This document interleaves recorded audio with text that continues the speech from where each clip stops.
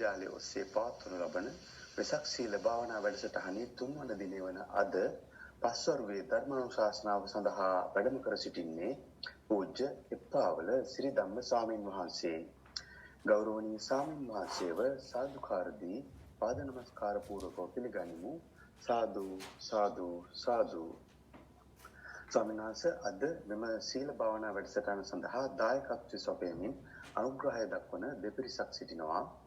ලසිත විද්‍යාරත්න මහතා සහ රාධිකා විද්‍යාරත්න මහත්මිය තෙරුවන්ගේ අනන්ත ගුණානුභාවයෙන් පින්වත් ස්වාමීන් වහන්සේටත් ආරණ්‍යයේ වැඩවසන සියලු සංඝ රත්නයටත් දී පිරිසටත් සුජීවත්ව වාසය කරන මව්පියන්ටත් මිය පරලෝකීය සියලුම ඥාතීන්ටත් ධර්ම ශ්‍රවණය කළ සියලු දෙනාටත් මේ කුසලය පාරමී ධර්මයක්ම වේවා අජරාමර නිර්වාණ සුවයෙන් සැනසීම පිණිසම වේවායි එම දෙපළ ආශිර්වාද කරනවා. ඒ වගේම චතුර සහ කල්හාරි පෙරේරා යන දෙපළ නමින් මිය පරලෝකීය පියාණන් දෙපළ ඇතුළු සියලුම ඥාති හිතතුන් හට පින් අනුමෝදන් වේවා. දෙදෙනාගේම සුජීවත්ව වෙසෙන මව්වරුන් දෙපළට නිදුක් නිරෝගී සුවසත වේවා. එම දෙපළ සහ ඔවුන්ගේ පුතුණුවන් සහ සකල ලෝවැසියන් හට නිදුක් නිරෝගී සුවසත සහ දීර්ඝායුෂ වේවා. සියල්ලන්ටම නිවන් පිණිසම මෙම කුසලයේ හේතු වේවායි පතමින් මෙම සීල භාවනා වැඩසටහන සඳහා දායක වන්නේ 106 වන විවාහ සංවත්සරයේ නිමිති කරගෙනයි. ස්වාමීන් වහන්සේ ධර්ම ශ්‍රවණය සඳහා සූදානම්ව සිටින පිරිසට ධර්ම දේශනා කරන ලෙස මේ අවස්ථාවේදී ඔබ වහන්සේගෙන් ගෞරවයෙන් ආරාධනා කර සිටිනවා. සාදු සාදු සාදු. නමෝ තස්සේ භගවතු වරහතෝ සම්මා සම්බුද්දස්සේ නමෝ තස්සේ භගවතු වරහතෝ සම්මා සම්බුද්දස්සේ නමෝ තස්සේ භගවතු වරහතෝ සම්මා සම්බුද්දස්සේ ආනාපාන සතියස්ස පරිපුන්නා සුභාවිතා අනුපුම්බං පයිචිතා යතා බුද්දේන දේසිතා සෝයිමං ලෝකං පභාසේති අබ්බාමුත්තෝ චන්දිමාති.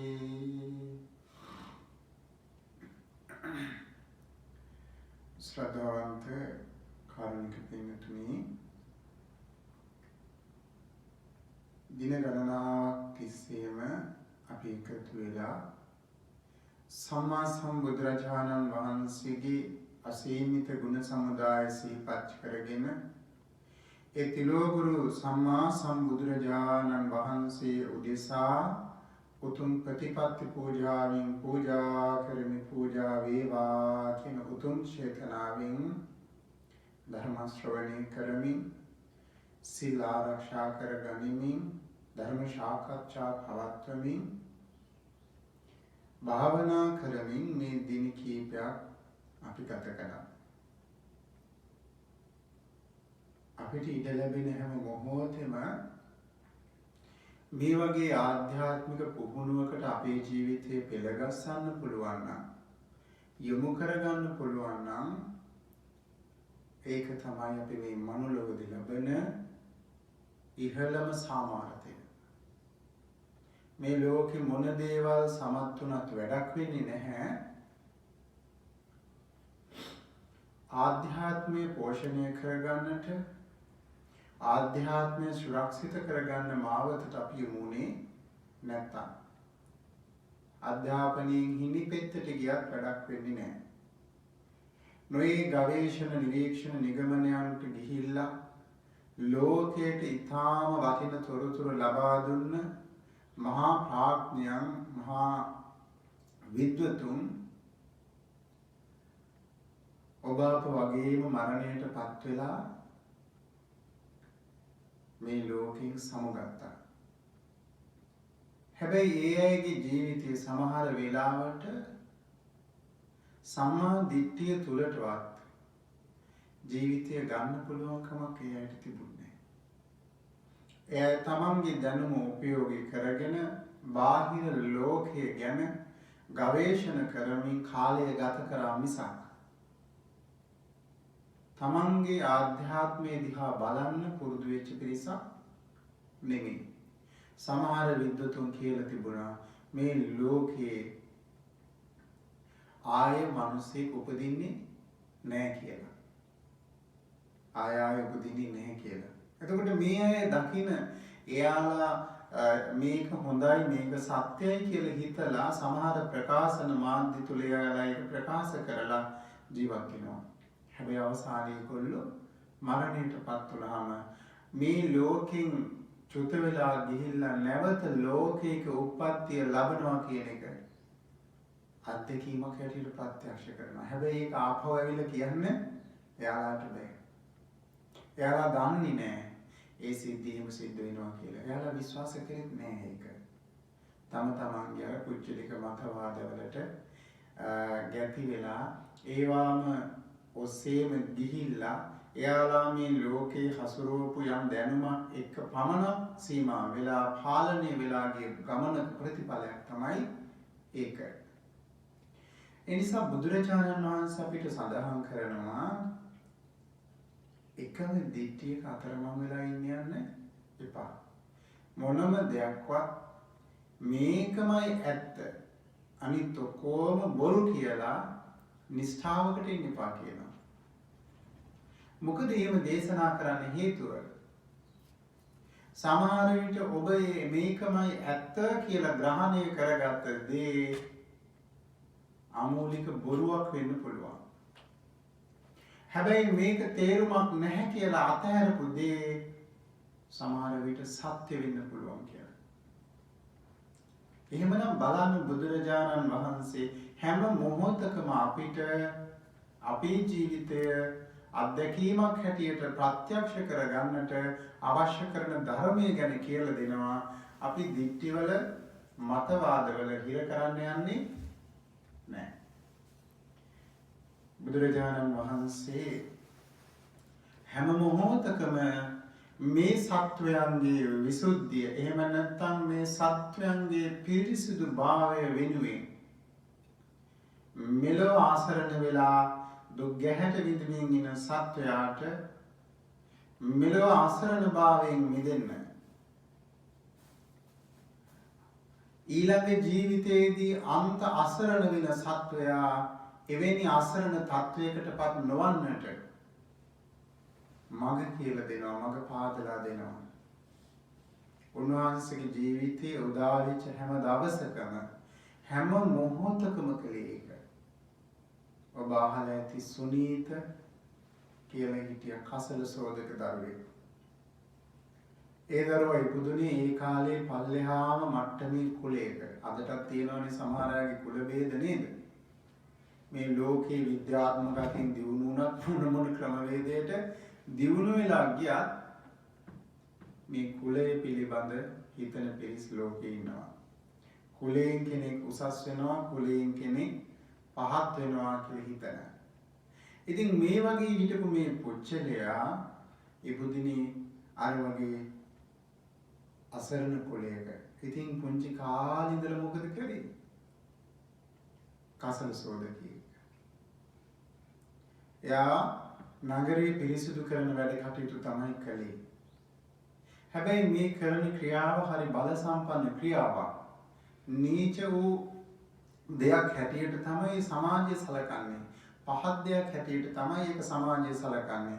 හැබැයි මේ සමාජයේ නගරයට යනකොට නගරය අපිරිසුදු වෙලා අඩිය තියන්න බැරිව තිබුණොත් එහෙම ඒක එයාලාට අත්දකින්න ලැබෙනවද නැද්ද? නේද? ඒකට කවුරුත් කැමති වෙන්නේ නැහැ. හැබැයි ඔබ මේ නිවිසනසිල්ලේ සතුටු සාමීචියේ ගත කරන්නේ පරිසරය සුන්දර කරන්න ඒ අය බොහොම මහන්සි වෙනවා, වෙහෙස වෙනවා. ලෝකේ ඒ අයට පහත් කරලා සලකනවා. ඉතින් මෙහිම ඉන්නකොට මේ සුනීතට බුදුරජාණන් වහන්සේ ලෝ බලා වදාරන දවසේ භාග්‍යවතුන් වහන්සේ දැක්කා මේ සුනීත අවබෝධ කරගන්න සුදුසු කෙනෙක්. ඒ නිසා මම මේ සුනීතට පිහිට වෙන්න යන්න ඕනේ කියලා බුදුරජාණන් වහන්සේ සුනීතව මුණ ගැහෙන්න වැඩම කළා. ඈත තියාම වැඩම කරන බුදුරජාණන් වහන්සේ දැකලා සුනීත අයින් වුණා. ඇයි බුදුරජාණන් වහන්සේලා කියන්නේ මහී ශාක්‍ය අය. මහානුභාව සම්පන්න අය. රජවරු, සිටුවරු, මැති ඇමතිවරු පිරිවරාගෙන භාග්‍යවතුන් වහන්සේ ඇසුරු කරනවා. ඉතින් ඒ බඳු කෙනෙක් මගේ මූණට සම්බන්ධ වුණොත් උන්වහන්සේට මේක අගෞරවයක් වේවි කියලා බයෙන් ඈත් වුණා. ඊළඟට බුදුරජාණන් සුනීත ළඟටම ගියා. සුනීත පුදුමයෙන් බුදුරජාණන් වහන්සේගේ මුවමඩල බැලුවා. භාග්‍යවතුන් වහන්සේ සුනීත මෙහෙ එන්න කියලා ආමන්ත්‍රණය කළා. සුනීත බුදුරජාණන් වහන්සේ ළඟට ආවම සුනීත කැමතිද මහාන වෙන්න කිව්වා. ඒ වෙලාවේ සුනීත මහාන වෙන්න කැමති වුණා. බුදුරජාණන් වහන්සේ සුනීතව පැවිදි කළා. සුනීතට මට මතක හැටියට ඒහි භික්ෂුභාවය ලබන්න පින තිබුණා. ඒ මොහොතේම පාසෙවරු ඇතුව සුනීත මේ ශාසනයේ මහාන වෙලා උතුම් අරිහත්ත්වය සාක්ෂාත් කරගෙන සුනීත මහ රහතන් වහන්සේ බවට පත් වුණා. එතකොට බුදුරජාණන් වහන්සේ අපිට පෙන්නලා දෙනවා මේ ලෝකයේ මේ මිනිස්යා මේ සත්වයා අසරණ ස්වභාවයෙන් මුදවලා සැපයට පත් කරන්න මෙලොව සැනසෙල්ල ලබලා දෙන්න උපකාරී බුදු ධර්මයක් තමයි මේක. කෙනෙකු මේ ශාසනයේ කුසල් දහම් කරගෙන අකුසල විපාකයන් මගහරවාගෙන සංසාරගත උපපීලක උපච්ඡේදක අකුසල විපාක වාරයන් දුරින්ම දුරු කරලා දමලා සැනසෙල්ල උදා කර ගන්නවා නම් අන්න ඒකටත් මාර්ගය මේ බුදු ශාසනය තුල තියෙනවා. යම් කෙනෙක් මේ ලෝකෙන් චුත වෙලා යනකොට මරණයටපත් වෙලා මරණයෙන් මේ ජීවිතේ කෙලවර වෙන මොහොතේ තමන් සුරක්ෂිත වෙන්න පුළුවන් ස්වභාවයක් මේ ධර්ම තුල තියෙනවා. හැබැයි ගොඩාක් අය ධර්මය පුරුදු කරනවා, මේ දේවල් කරනවා. හැබැයි කාලයක් ගියාම ඒක තමන්ට දැනෙලා නැහැ. තමන් අර ඉන්න තැනමයි නේද? මතවාද ගොඩක අතරමං වෙලා වාද විවාද කරගනිමින්, අනිත් අය හෙලා දකිමින්, තමන් උසස් කර දකිමින් අපි කාලය ගත කරනවා. හැබැයි එහෙම අයට මේ ධර්මයේ දකින්න පෙනෙන අවස්ථාව ලැබෙනවද? ලැබෙන්නේ නැහැ. මොකද හේතුව? ඔබ අහලා ඇති ධර්මයේ විශේෂ ගුණයක් තියෙනවා ඒහිපස්සිකෝ කියලා. කාට හරි කතා කරලා කියන්න පුළුවන් එන්න බලන්න මේ පිරිසිදු ධර්මයේ හැසිරෙන්න, මේ ධර්මයේ තුලින් මේසා ප්‍රණීත වූ සැපයක් ඔබට විඳින්න පුළුවන් ය කියලා. අහලා තියෙනව නේද? ඒහිපස්සික කියන ගුණය. මෙන්න මේ ඒහිපස්සික කියන ගුණය තියෙන්නේ පින්නතුනේ තමන් පුරුදු කරන ධර්මයේ තුල තමන්ව සුරක්ෂිත වෙන බව තමන්ම දැනගන්නවා. මේක මේ කවුරුවත් කියන්න ඕනේ. ඔබ දැන් මේ වත්තේ ඉන්න ඔයා මේ විදිහ ඔයා දැන් සුරක්ෂිතයි. ඔයා මේ විදිහට අප්‍රමාදීව ගුණ පුරනවා නේද? ඔයාගේ සීලය මේ මට්ටමට තියනවා නේද කියලා කවුරුත් ඇඟිල්ලෙන් අනලා කියන්න ඕනි නැහැ. සීලයෙන් ලැබෙන ආනිසංසය පිළිබඳ මනා අවබෝධයක් තේරුම් ගැනීමක් ඒ හිතේ ඇති වෙනවා. සමාධි භාවනා වඩනකොට හිතේ සමාධියක් ඇති වෙනකොට, එකඟ බවක් ඇති වෙනකොට එයා දැනගන්නවා හිතේ එකඟ බව වැඩෙනවා කියලා. ඒ එකඟ බව නිසා නීවරණ ධර්ම තුනී වෙලා ගිහිල්ලා හිතට ලැබෙන පස්සද්ධිය සැනසෙල්ල තමන්ගේ ජීවිතයෙන් මෙයා අත්දකින කෙනෙක් බවට පත් වෙනවා. පාපක ලාමක අකුසල ධර්මයන් ඈතට ජීවිතෙන් අයින් වෙලා ගියපුවාම, හිංසා පීඩා සිතිවිලි අයින් වෙලා ගියපුවාම, කායික ක්‍රියාවන් වැරදි නොමනා ක්‍රියාවන්ගෙන් අයින් වෙලා බැහැර වෙලා සිත පිරිසිදු වුණාම එයා මනාව සැපයක් අත්දකිනවා, අත්විඳිනවා. අනේ ඒ සැපේ දකින්නකොට, සැපේ තේරෙනකොට යාගේ සිත ප්‍රීතියෙන් පිනා යනවා. අනේ මොන්න තරම්නම් රැකවරණයක් මේ තථාගත බුදුරජාණන් වහන්සේගේ ධර්මයේ තුලින් අපිට ලැබෙනවාද කියලා. එතකොට යාට ලෝකයට කතා කරලා හඬගාලා කියන්න පුළුවන් එන්න බලන්න මේ සුන්දර වූ අත්දැකීම ඔබත් ඔබේ ජීවිතේට ලබා ගන්න කියලා. හැබැයි එහෙම නැත්තම් ඔබ අවුරුදු 100ක් 1000ක් ප්‍රතිපත්ති පිරුවත් වැඩක් වෙනවද?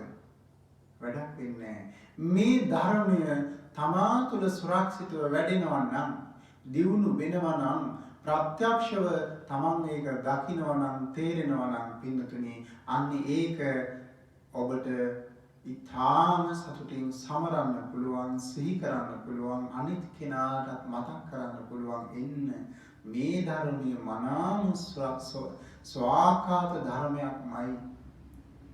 මේක තමා තුළින්ම දකින්න ඕන ධර්මයක්මයි.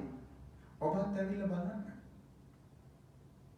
අද වෙලා තියෙන්නේ ගොඩාක් අයට ඒ හැකියාව නැහැ. මොකද හේතුව? එහෙමනම් මොකකාරී වැරදීමක් තියෙනවා නේද? ඔබ තරගකාරී රැල්ලක නම් ඉන්නේ. ඔබ මේ ආකාරයේ දේවල් වලට බැඳිලා නම් ඉන්නේ. මේන්න මේ බන්ධන නිසා, තරගකාරී රැල්ල නිසා, අභියෝගාත්මකව කටයුතු කරගෙන යන වැඩපිළිවෙල නිසා මොකද වෙන්නේ? ඔබේ මනසේ සාමය ඔබට බිඳිලා ගිහිල්ලා. ධර්මයේ බුදුරජාණන් වහන්සේ සාන්තිය ගැන කතා කරනවා. බුදුරජාණන් වහන්සේ මේ ධර්මයේ අර්ථය ගැන කතා කරනවා. ජීවිතයේ අවබෝධය ගැන කතා කරනවා. කෙලෙස් ධර්මයන් නිසා හිත විපතටපත් වෙන ස්වභාවය ගැන කතා කරනවා. ජීවිතයේ අඳුරෙන් අඳුරට යන ස්වභාවයන් ගැන භාග්‍යවතුන් වහන්සේ කතා කරනවා. මේ ධර්මය අසාම මේ ධර්මය දේශනා කරමින්, ඒ ධර්මය අසමින්, සාකච්ඡා කරමින්, සම්මර්ෂණය කරමින් නැවත නැවත ඒ ධර්මයම වාද විවාද කරගනිමින් ඉන්න බොහෝ දෙනා ඊළඟට ඒ සුවය තමා තුළ අත්දැකීමක් හැටියට ප්‍රත්‍යක්ෂ කරගෙන නැහැ. මම අද දේශනා කරපු ගාථාව තියෙන්නේ කර්මස්ථානයක් පිළිබඳව. ඒකේ සඳහන් කරන්නේ ආනාපාන සති යස්ස පරිපූර්ණෝ ස්වභාවිතා අනුපුබ්බං පරිචිතා යතා බුද්ධේන දේශිතා සෝ ඉමං ලෝකං ප්‍රභාසේති අබ්බාමුත්තෝ චන්දිමා. අධ්‍යක්ීම බුදුරජාණන් සිතනම කියනවා.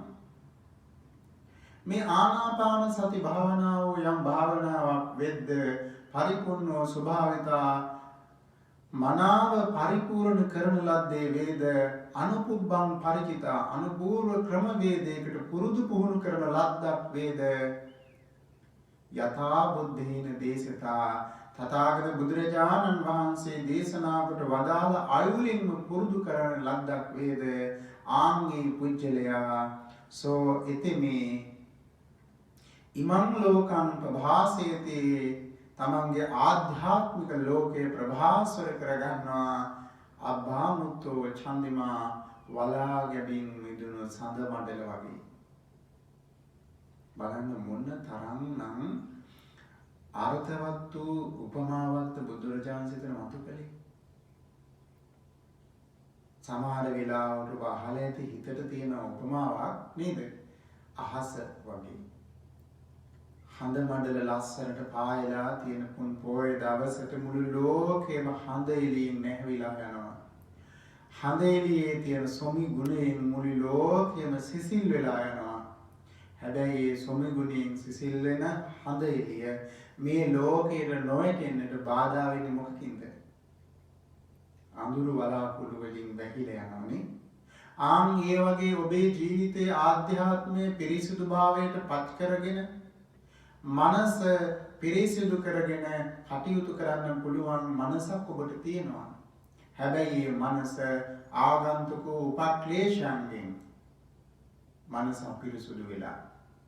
ඒ මනස අපිරිසුදු වෙච්ච නිසා අර වලාකුළු වලින් බැඳිලා ගියා වගේ වැහිලා ගියා වගේ නිසා ඔබට ඔබේ මනස පේන්නේ නැහැ. හරි ලස්සන උපමාවක් තියෙනවා මේ මනස ගැන කතා කරද්දී.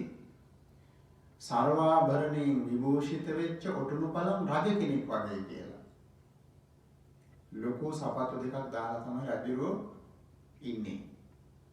ඒ වගේම ඇතුලේ ඇඳුම් කීපයක්ම ඇඳලා ඉන්නේ.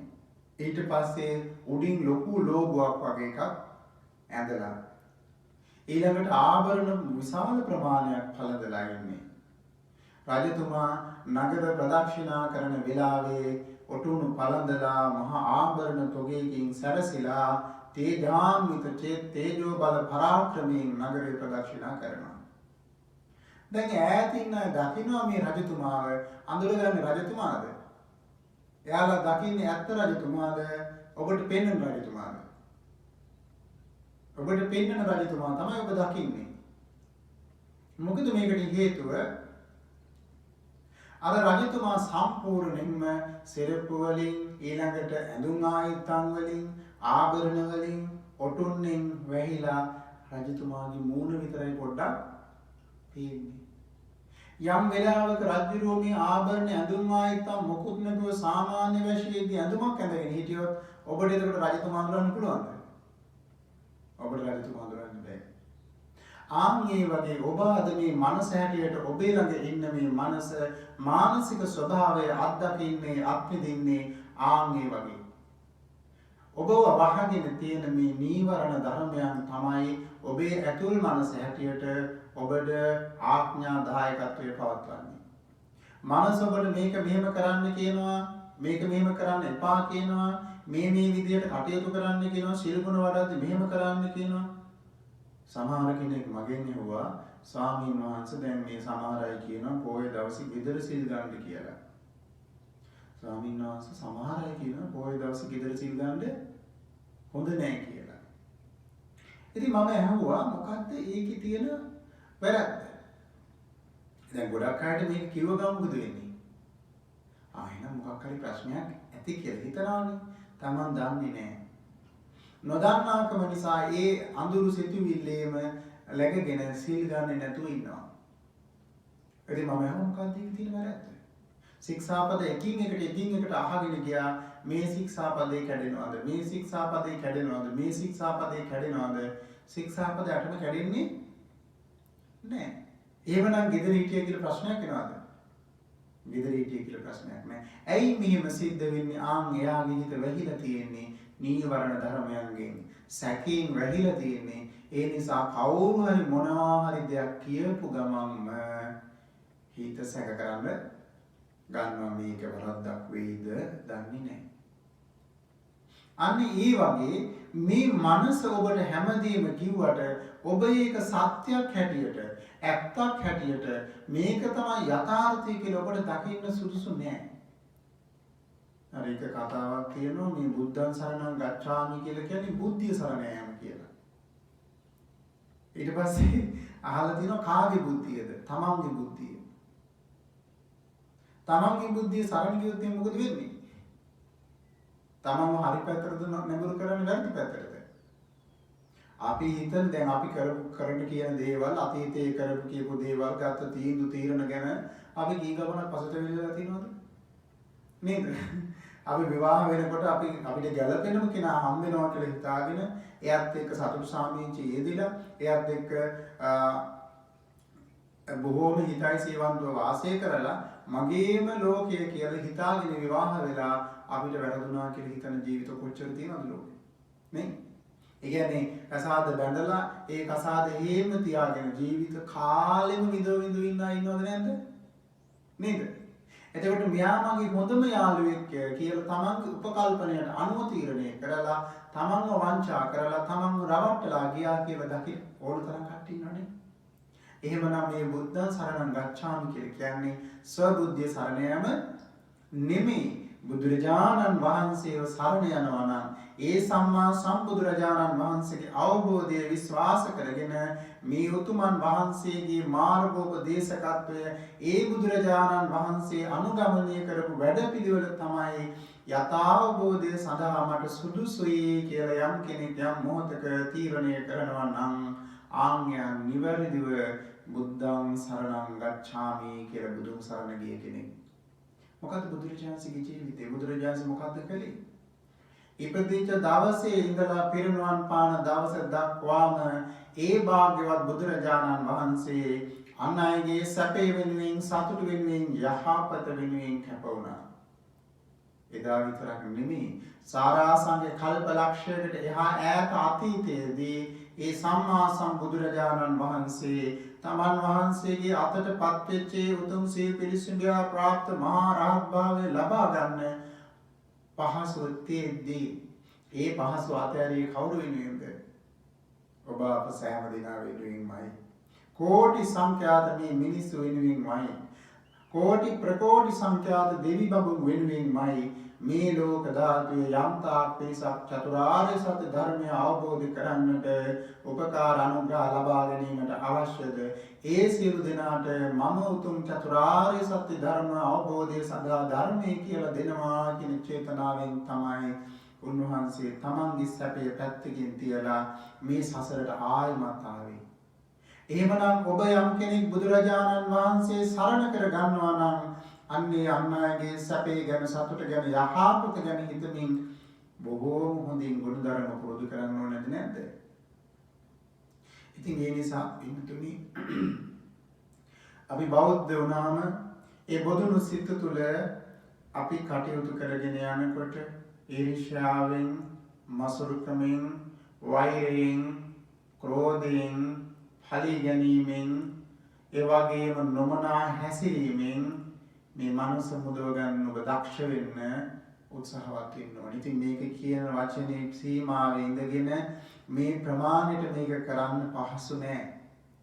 මොකද හේතුව ඔබේ මනස ඒ දේවල් වලට පොළඹවන්නේ, ඔබේ මනස ඒ දේවල් වලට අමුණන්නේ, ඔබේ මනස ඒ දේවල් කරා යොමු කරන්නේ මහා පුදුම බල ශක්තියක් විසින්. අපි ඉන්නවා ප්‍රපාතයක් ආසන්නේ. ඉතින් පොඩි හුලඟක් ආවොත් අපිට පුළුවනි ඒකෙන් බේරිලා ප්‍රපාතයට ඇදගෙන වැටෙන්න නොදී ඉන්න. හැබැයි ගස් පවා උගුල්ලලා දාන්න පුළුවන්. මහා බල සම්පන්න ප්‍රතාපවත් හුලඟක් ආවොත් ඔබට බේරෙන්න එක ලේසි දමවලද? ඔබව ගහගෙන ගිහිල්ලා පහළ ප්‍රපාතයට වැඩෙන්න තියෙන ඉඩකඩ 90%. ඊසා මහා බල සම්පන්න බලවේගයක්, මහා පුදුමාකාර ශක්ති ප්‍රභවයක් මෙන්න මේ ක්ලේශයන් සතුව තියෙනවා. අපේ මේ මනස හටගන්න රාගයට, ද්වේෂයට, මෝහයට බුදුරජාණන්සේ දේශනා කරනවා අති බලාබුසා. මහා බල සම්පන්න මහා පෙරලිකාරයෝ කීප දෙනෙක් තමයි ඔය අභ්‍යන්තරයේ ඉන්නේ. ඉතින් ඒ අයගේ පිළිඹීම නිසා තමයි අපිට මේ දේවල් මේ විදිහට සිදු වෙන්නේ. නිසා මේ ඊර්ෂ්‍යා, මාන, ක්‍රෝධ, වෛර කියන මේවා නැති කරන්න නම් ආමර බුදුරජාණන් වහන්සේ ගැන අප්‍රමාණ ගෞරවයෙන්, ප්‍රසාදයෙන් ඒ සම්මා සම්බුදුරජාණන් වහන්සේව ශ්‍රද්ධාවෙන් අදහාගෙන, ඒ වගේ මේ ශ්‍රාවක මහා සංඝරත්නය ගෞරවයෙන් ඇසුරු කරමින් ධර්මයේ කියලා දෙන කල්යාණ මිත්‍රයන් වහන්සේලා ඉතාමත්ම ගෞරවයෙන් ඇසුරු කරමින් අනේ මටත් මේ උතුම් දහම් මඟ, සුගති මඟ, නිවන් මඟ පාරමී පුරා ගන්න ශක්තිය ලැබේවා කියන ආධ්‍යාත්මික සංවර භාවය අදිෂ්ඨානය ඇති කරගෙන කටයුතු කරනකොට තමයි මේ ගැට ටික ලිහිලා යන්නේ.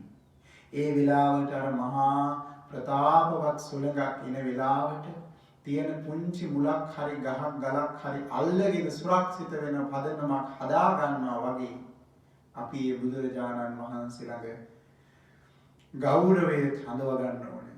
ධර්මයේ කෙරෙහි විශ්වාසය හඳව ගන්න ඕනේ. මහා සංඝ රත්නයේ කෙරෙහි අප්‍රමාණ ගෞරවය, ශ්‍රද්ධාව, විශ්වාසය හඳව ගන්න ඕනේ. අන්න එතකොට යාට මේ ධර්ම මාර්ගයේ පිරිසිදුව පිළිවෙත් පුරන්න පුළුවන් අවකාශය සැලසෙනවා. ඒ විදිහට කටයුතු කරගෙන යනකොට ආඥාන්ට පුළුවන්කම ලැබෙනවා. එයාගේ සිතේ ඇති වෙන ද්වේෂය දැකලා ඒක අයින් කරන්න. ඊර්ෂ්‍යාව, මාන, ක්‍රෝධ, වෛර, පරිගැනීම මේ සියල්ලම බැහැර කරලා සුරක්ෂිත කෙනෙක් බවට පත් වෙන්න යාට පුළුවන්කම ලැබෙනවා. බලන්න පින්නතුනි, බුදුරජාණන් වහන්සේගේ ධර්මය අධ්‍යයනය කරගෙන සමහර අය ඉන්නවා මහාචාර්යවරු, සමහර අය ඉන්නවා කතිකාචාර්යවරු. ධර්මයේ පිළිබඳ මනා දැනුමක්, හසල දැනුමක් තියෙනවා. හැබැයි යාලා ධර්මයේ ජීවිතයට ගලපගෙන නැහැ. පොත් පිටින් කියෙව්වට, මේ පොත් පිටින් දරාගත්තට, නොයේක් විචක්ෂණශීලී දාර්ශනික මතවාද ඉදිරිපත් කළාට මේ අය ධර්මයේ ජීවිතයට සම්බන්ධ කරගන්න දක්ෂ වෙලා නැහැ. එහෙමනම් අපි ඒ අයගෙන් වෙනස් විය යුතුමයි. ඔබ ධර්මයේ දරා ගන්නවා නම් දරා ගන්න ඕනේ, වාද විවාද කරන්න නෙමෙයි. ඔබ ධර්මයේ ඇසුරු කරනවා නම් ඇසුරු කරන්න ඕනේ, මම දන්නවා කියලා ලොකුකම් පෙන්වන්න නෙමෙයි. ඔබ ධර්මයේ ඇසුරු කරනවා නම් ඇසුරු කරන්න ඕනේ තමන්ගේ යහපත පිණිසත්, අන් අයගේ යහපත පිණිසත්, තමන්ගේ සුරක්ෂිත භාවය පිණිස මේ සොඳුරු ප්‍රඥා කෞශල්‍ය ජීවිතේ ඇති කරගෙන මේ ආධ්‍යාත්මික සංවර භාවය ඇති කරගෙන මේ සසර දුකින් නිදහස් වෙන්නට මටත් මේ සුන්දර ධර්මලාභය හේතු වේවා කියලා තුම අදිෂ්ඨානයෙන්මයි ඒ විදියට කටයුතු කරගන්නකොට ඒ විදියට පෙළ ගැහෙනකොට ඒ විදියට බුදුරජාණන් වහන්සේගේ ධර්ම මාර්ගය ඔස්සේ ගමන් කරනකොට අන්න යාගේ ජීවිතේ ටිකෙන් ටික සංවර භාවයට පත් වෙන්න පටන් ගන්නවා. කාලයක් ගියපුවාම Taman දිහා ආපස්සට හැරිලා බලනකොට Tamanට අදහ ගන්න බැරි සතුටක්, Tamanට අදහ ගන්න බැරි, Tamanට හිතා ගන්න බැරි ප්‍රමෝදයක් ඇතුව එයාට ජීවිතේ ගත කරන්න පුළුවන්කම ලැබෙනවා. එයා දකිනවා මොන්න තරම්නම් සුන්දරද මේක.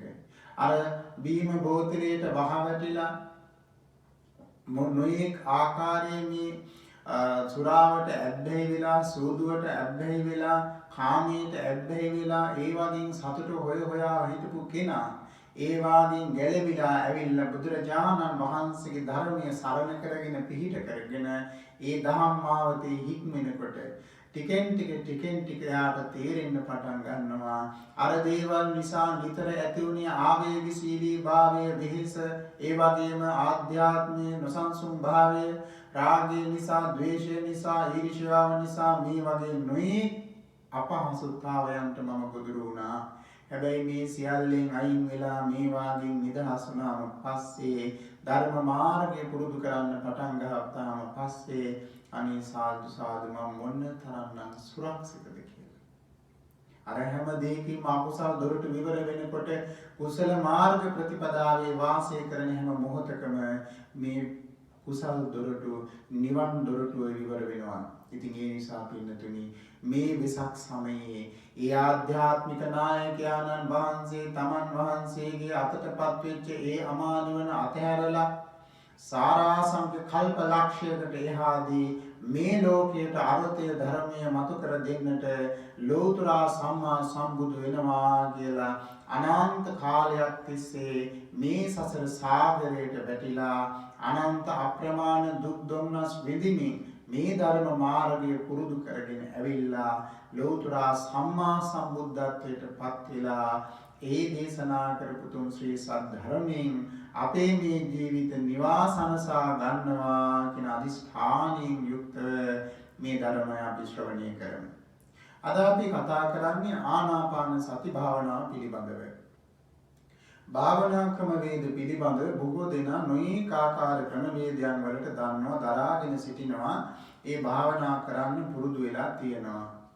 ඉතින් භාවනා කර්මස්ථාන තියෙනවා සම 40 කර්මස්ථාන බුද්ධ දේශනාවට අදාළව. එතකොට තවත් ඔය ආනාපාන සති භාවනා ක්‍රම තියෙනවා යෝගී චින්තාවේ නේද? නොයෙක් යෝගීවරුත් පුරුදු කරලා තියෙනවා මේ ආනාපාන සති භාවනාව. සමහර භාවනා ක්‍රම තියෙනවා ප්‍රාණයාම භාවනාව කියලා. එතකොට මේ ඔක්කොම ආනාපාන සතියට සම්බන්ධයි. හැබැයි භාග්‍යවත් බුදුරජාණන් වහන්සේ අපිට දේශනා කරනවා ආනාපාන සති භාවනා මාර්ගයක්. මෙන්න මේ පිළිවෙලට මේ ක්‍රමවේදයට අනුපූර්ව ප්‍රතිපදාවට යුක්තවම මෙන්න මේ භාවනාව පුරුදු කරන්න ඕනේ කියලා. ඉතින් අපි විමසලා බලමු මේ ආනාපාන සති භාවනාව කොහොමද අපි පුරුදු කරන්නේ, කොහොමද අපි වඩන්නේ කියලා. මුලින්ම අපි මේ ආනාපාන සති කියන වචන ටික පැහැදිලි කරගන්න ඕනේ. ඔබේ ආනාපාන සති භාවනාව මොකක්ද කියලා අහුවොත් ඔබ එකපාරටම කියනවා හුස්ම රැල්ල පිළිබඳ අවධානයෙන් හදවගෙන තියෙන එක තමයි ආනාපාන සති භාවනාව කියලා. දැන් මෙතන තියෙනවා ආනාපාන සති කියලා. එතකොට ආන කියලා කියන්නේ ආස්වාසයට, පාන කියලා කියන්නේ ප්‍රස්වාසයට, අපාන කියලා කියන්නේ ප්‍රස්වාසයට, සති කියලා කියන්නේ ඒ පිළිබඳව පවත්වන සිහියට. එතකොට හුස්ම රැල්ල, හුස්ම ගැනීමත්, හුස්ම හෙලීමත් පිළිබඳව යම් කෙනෙක් සිහියෙන් ඉන්නවා නම් මෙන්න මේකට කියනවා මොකද්ද? ආනාපාන සති භාවනාව කියලා. එතකොට යම් කෙනෙක් සිහියෙන් ඉඳගෙන ඒක වඩනවා නම් අන්න ඒකට කියනවා ආනාපාන සති භාවනාව. බාහිර අරමුණක් නෙමෙයි, උපතේ ඉඳලා මරණ මංචකය දක්වාම ඔබ අත්නොහැර පවතින එකම ක්‍රියාවලිය මොකක්ද? මේ හුස්ම ගැනීම හුස්ම හෙලීම. යම් මොහොතක ඔබ මේ හුස්ම ගැනීම හුස්ම හෙලීම නතර කරනවා නම් ඒ මොහොතේම ඔබට මේ ජීවිතයෙන් සමුගන්න සිද්ධ වෙනවා. එතකොට මේ හුස්ම ගැනීමත් හුස්ම හෙලීමත් දෙක දිගින් දිගට ක්‍රියාත්මක වෙනවා. එක වෙලාවකවත් මේක නතර වෙන්නේ නැහැ. ඔබ නිදාගෙන ඉන්න බලන්න. ඒත් හුස්ම ගන්නවා. නිදාගෙන ඉන්න වෙලාවේ කෙනෙක්ගේ නහයයි කටයි වැහුවොත් ටික වෙලාවක් යනකොට මොකද වෙන්නේ? හුස්ම ගන්න බැරි නම් එයා ගැස්සිලා හැරෙනවා. ඇයි ඒ? එහෙමනම් මේ ජීවිතේන්ද්‍රය පුදුමාකාර අවධානයක් තියෙනවා මොකක් එක්කද? මෙන්න මේ හුස්ම රැල්ලත් එක්ක. එතකොට භාග්‍යවත් බුදුරජාණන් වහන්සේ අපිට කියනවා මේ ස්වභාවිකව පවතින මේ හුස්ම රැල්ල පිළිබඳව ඔබේ අවධානය රඳවා ගන්න. ආන්න ඒක තමයි ආනාපාන සති භාවනාවේ විස්තරය. ඔබට ආනාපාන සති භාවනාව පුරුදු කරන්න අවශ්‍ය නම් ඔබ වෙන කොහේවත් හොයන්න ඕනේ නැහැ. කර්මස්ථාන හොයා ලත වෙන්න ඕනි නැහැ. කර්මස්ථානයේ තියෙන්නේ ඔබේ ඉදිරියේ ඔබේ ළඟමයි.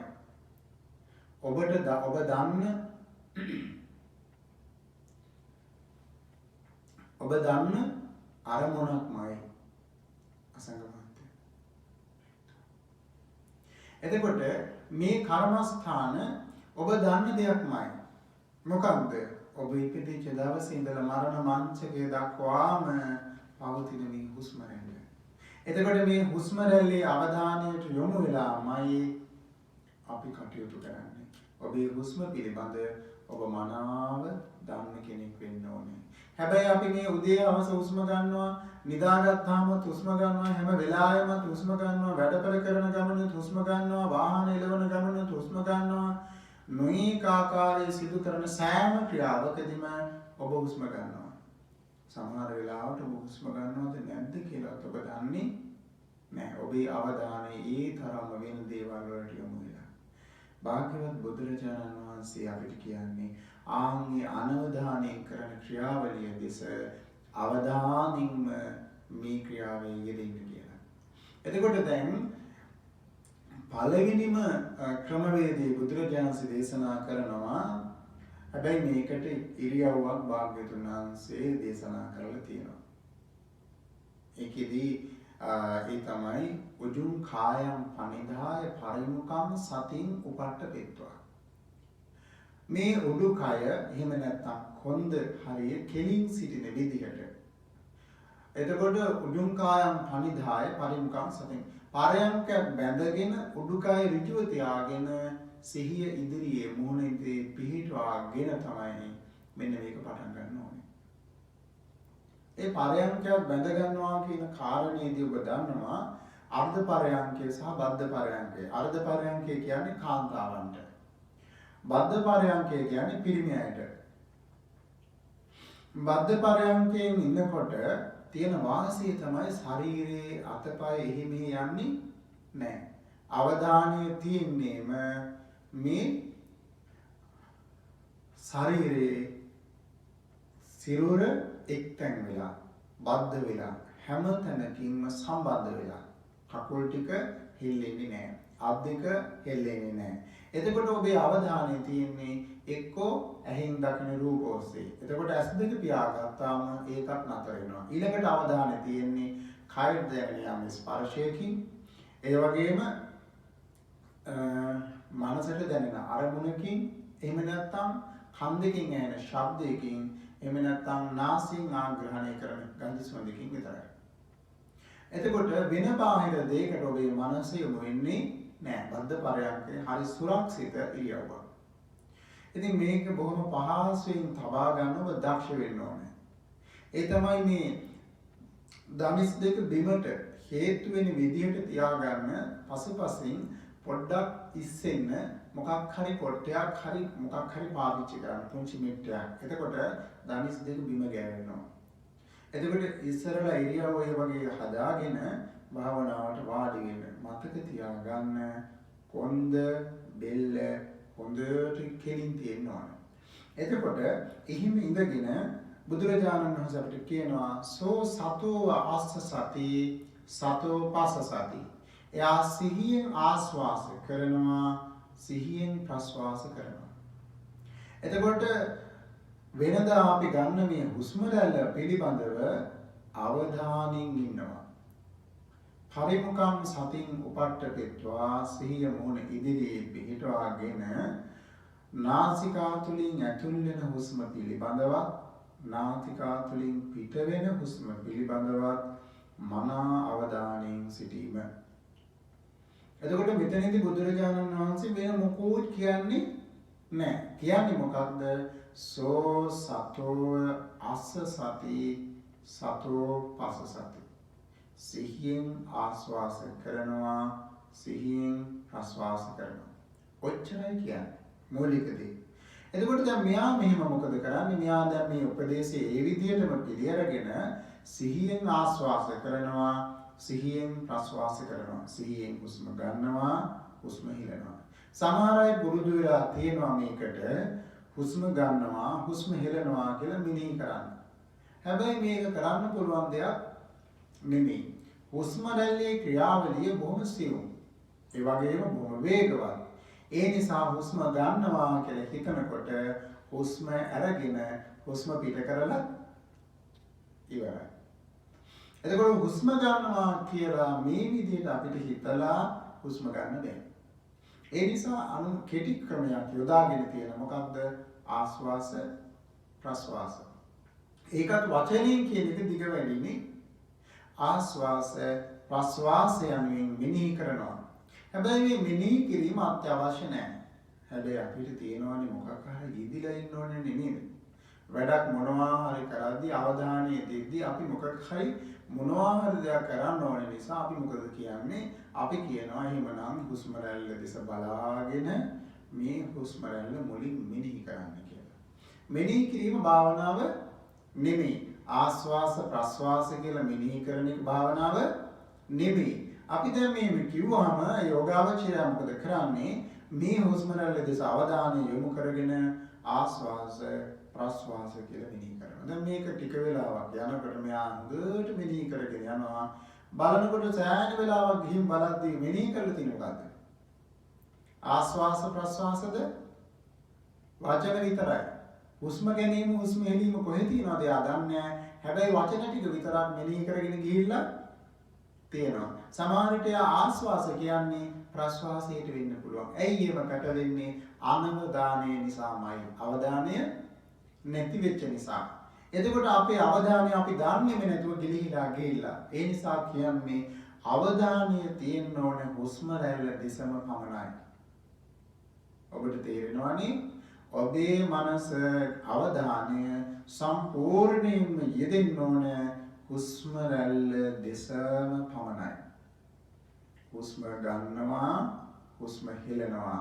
ඒ හුස්ම ගන්නකොට ආස්වාස යනුවෙන් මෙනෙහි කළාට කමක් නැහැ. හැබැයි මෙනෙහි කරන්නේ ඔබේ මේ නාසිකා තුලින් ඇතුල් වෙන හුස්ම දැනෙනකොට ඒ හුස්මත් එක්කම තමයි ආස්වාස කියලා මෙනෙහි කරන්නේ.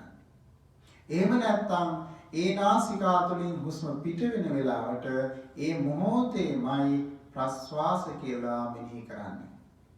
දැන් මෙයාගේ අවධානය ඇත්තටම මේ හුස්ම රැල්ල දෙසම පවතිනවා නම් ආන්ගේ වෙලාවේ වෙන බාහිර අරමුණු වලට එයාගේ මනස යන්න විදිහක් ඇත්තේම නැහැ. වෙන බාහිර අරමුණකට මනස ගියා කියලාම කියන්නේ ආන්යාගේ ආනාපාන සති අරමුණ නැති වෙලා යනවා කියන එක. එතකොට හුස්ම රැල්ල දෙසම අවධානයෙන් බලාගෙන ආස්වාස ප්‍රස්වාස මෙනෙහි කරගෙන ඉන්නකොට අන්‍යයාට පැටලෙනවා නම් හුස්ම වාර ගණනේදී එයාගේ හුස්ම රැල්ල අවධානය නැති වෙලා ගිහිල්ලා ආස්වාස ප්‍රස්වාස පමණක් මෙනෙහි වෙනවා නම් අන්‍යයා භාවනා කරන්නේ නැහැ. එයා කරන්නේ නිකම්ම වචන මොමුන එක විතරයි. එතකොට මෙන්න මේ ආනාපාන සති භාවනාවේදී පළවෙනි අදියර අපි පාස් කරන්නේ නැතුව දෙවෙනි අදියරට යන්න පුළුවන්ද? යන්න බෑ. පළවෙනි අදියර මොකක්ද? මෙන්න මේ හුස්ම පිළිබඳ සිහියෙන් බලා සිටීමමයි. එතකොට ඒකට අපි බලා සිටින එක අමාරු නිසා අපි කියනවා හුස්මේ දෙස අවධානයෙන් ඉඳගෙන ආස්වාස ප්‍රස්වාස හැටියට මෙනෙහි කරන්න කියලා. ඕනම කෙනෙක් මේ හුස්ම රැල්ල දෙස අවධානයෙන් බලාගෙන භාවනා කරනකොට කළ යුතු එකම දේ ඒකයි. සමහර වෙලාවට මේක වචන වශයෙන් ඇහෙනකොට මේ ගැන කියනකොට හිතෙන්න පුළුවන් අනේ හරිම පහසු භාවනා ක්‍රමයක් නෙමේක කියලා. ඉස්සර අපිත් එහෙම හිතුවා. සමහර කාලවල අපි භාවනා කරන්න ගිහිල්ලා පැය ගණන් ඉඳගෙන භාවනා කරනවා. නමුත් භාවනාව ආනාපාන සතිය මොකක්ද කියලාත් අපි හරියට අඳුනගෙන නෑ. අපි උත්සාහ කරා හුස්ම රැල්ලෙන් භාවනා කරන්න. හැබැයි මේ හුස්ම රැල්ලේ අරමුණු යොදාගෙන භාවනා කරාට අපි දන්නේ නෑ මොකද්ද කරලා තියෙන්නේ කියලා. ඇයි අවධානය ගිලිහිලා යනවා. අවධානය ගිලිහිලා යන්නේ තමන්ගේ නොදන්නාකම නිසාමයි, නොදැනුවත්කම නිසාමයි. ඒ නිසා ඔබ හොඳට මතක තියාගන්න මේ හුස්ම රැල්ල පිළිබඳව භාවනා කරනකොට අත්‍යවශ්‍යම සාධකය තමයි අවධානය කුමක් වෙනුවෙන්ද කුමක් සඳහාද මේ හුස්ම රැල්ලේ ඇතුල් වීමත් පිටවීමත් පිළිබඳ අවධානයෙන් ඉන්න එක. නාසිකා තුලින් හුස්ම ගන්නවා කියන එක ඔබට දැනෙනවා. එතකොට මෙතනදී ශරීරය දැන් නාසිකා තුලින් හුස්ම ඇතුල් වෙනකොට සමහර ස්පර්ශ ස්ථාන තියෙනවානේ. එතකොට සමහර වෙලාවට නොයේක් දේවල් මේ ක්‍රම ඔබ ඉගෙනගෙන තියෙනවා. හැබැයි මේ සියලුම ක්‍රමෝපායන් අනුගමනය කරන්න යන්න අවශ්‍ය වෙන්නේ නැහැ. ඔබ ඉස්සරලාම බලන්න, මුලින්ම බලන්න ඔබේ අවධානය මෙතෙන්ට ගන්න පුළුවන්ද? ඒ කියන්නේ හුස්ම ගන්නකොට හුස්ම ගන්නවා කියලා දැනගන්නත්, හුස්ම හෙලනකොට හුස්ම හෙලනවා කියලා දැනගන්නත් පුළුවන් බලන්න. ඔච්චරයි කරන්න තියෙන්නේ. සෝ සතෝ අස සති එයා සිහියෙන් ආස්වාස කරනවා, සතෝ පස සති සිහියෙන් ප්‍රස්වාස කරනවා. මේ විදිහට භාවනාව පුරුදු කරගෙන යනකොට ආම්යාට පුළුවන්කම ලැබෙනවා හුස්ම ඇතුල් වෙනකොට හුස්ම ඇතුල් වෙනවා කියලා එයා සිහියෙන් භාවනා කරනවා. හුස්ම පිට වෙනකොටත් හුස්ම පිට වුණා කියලා දැනගන්නවා.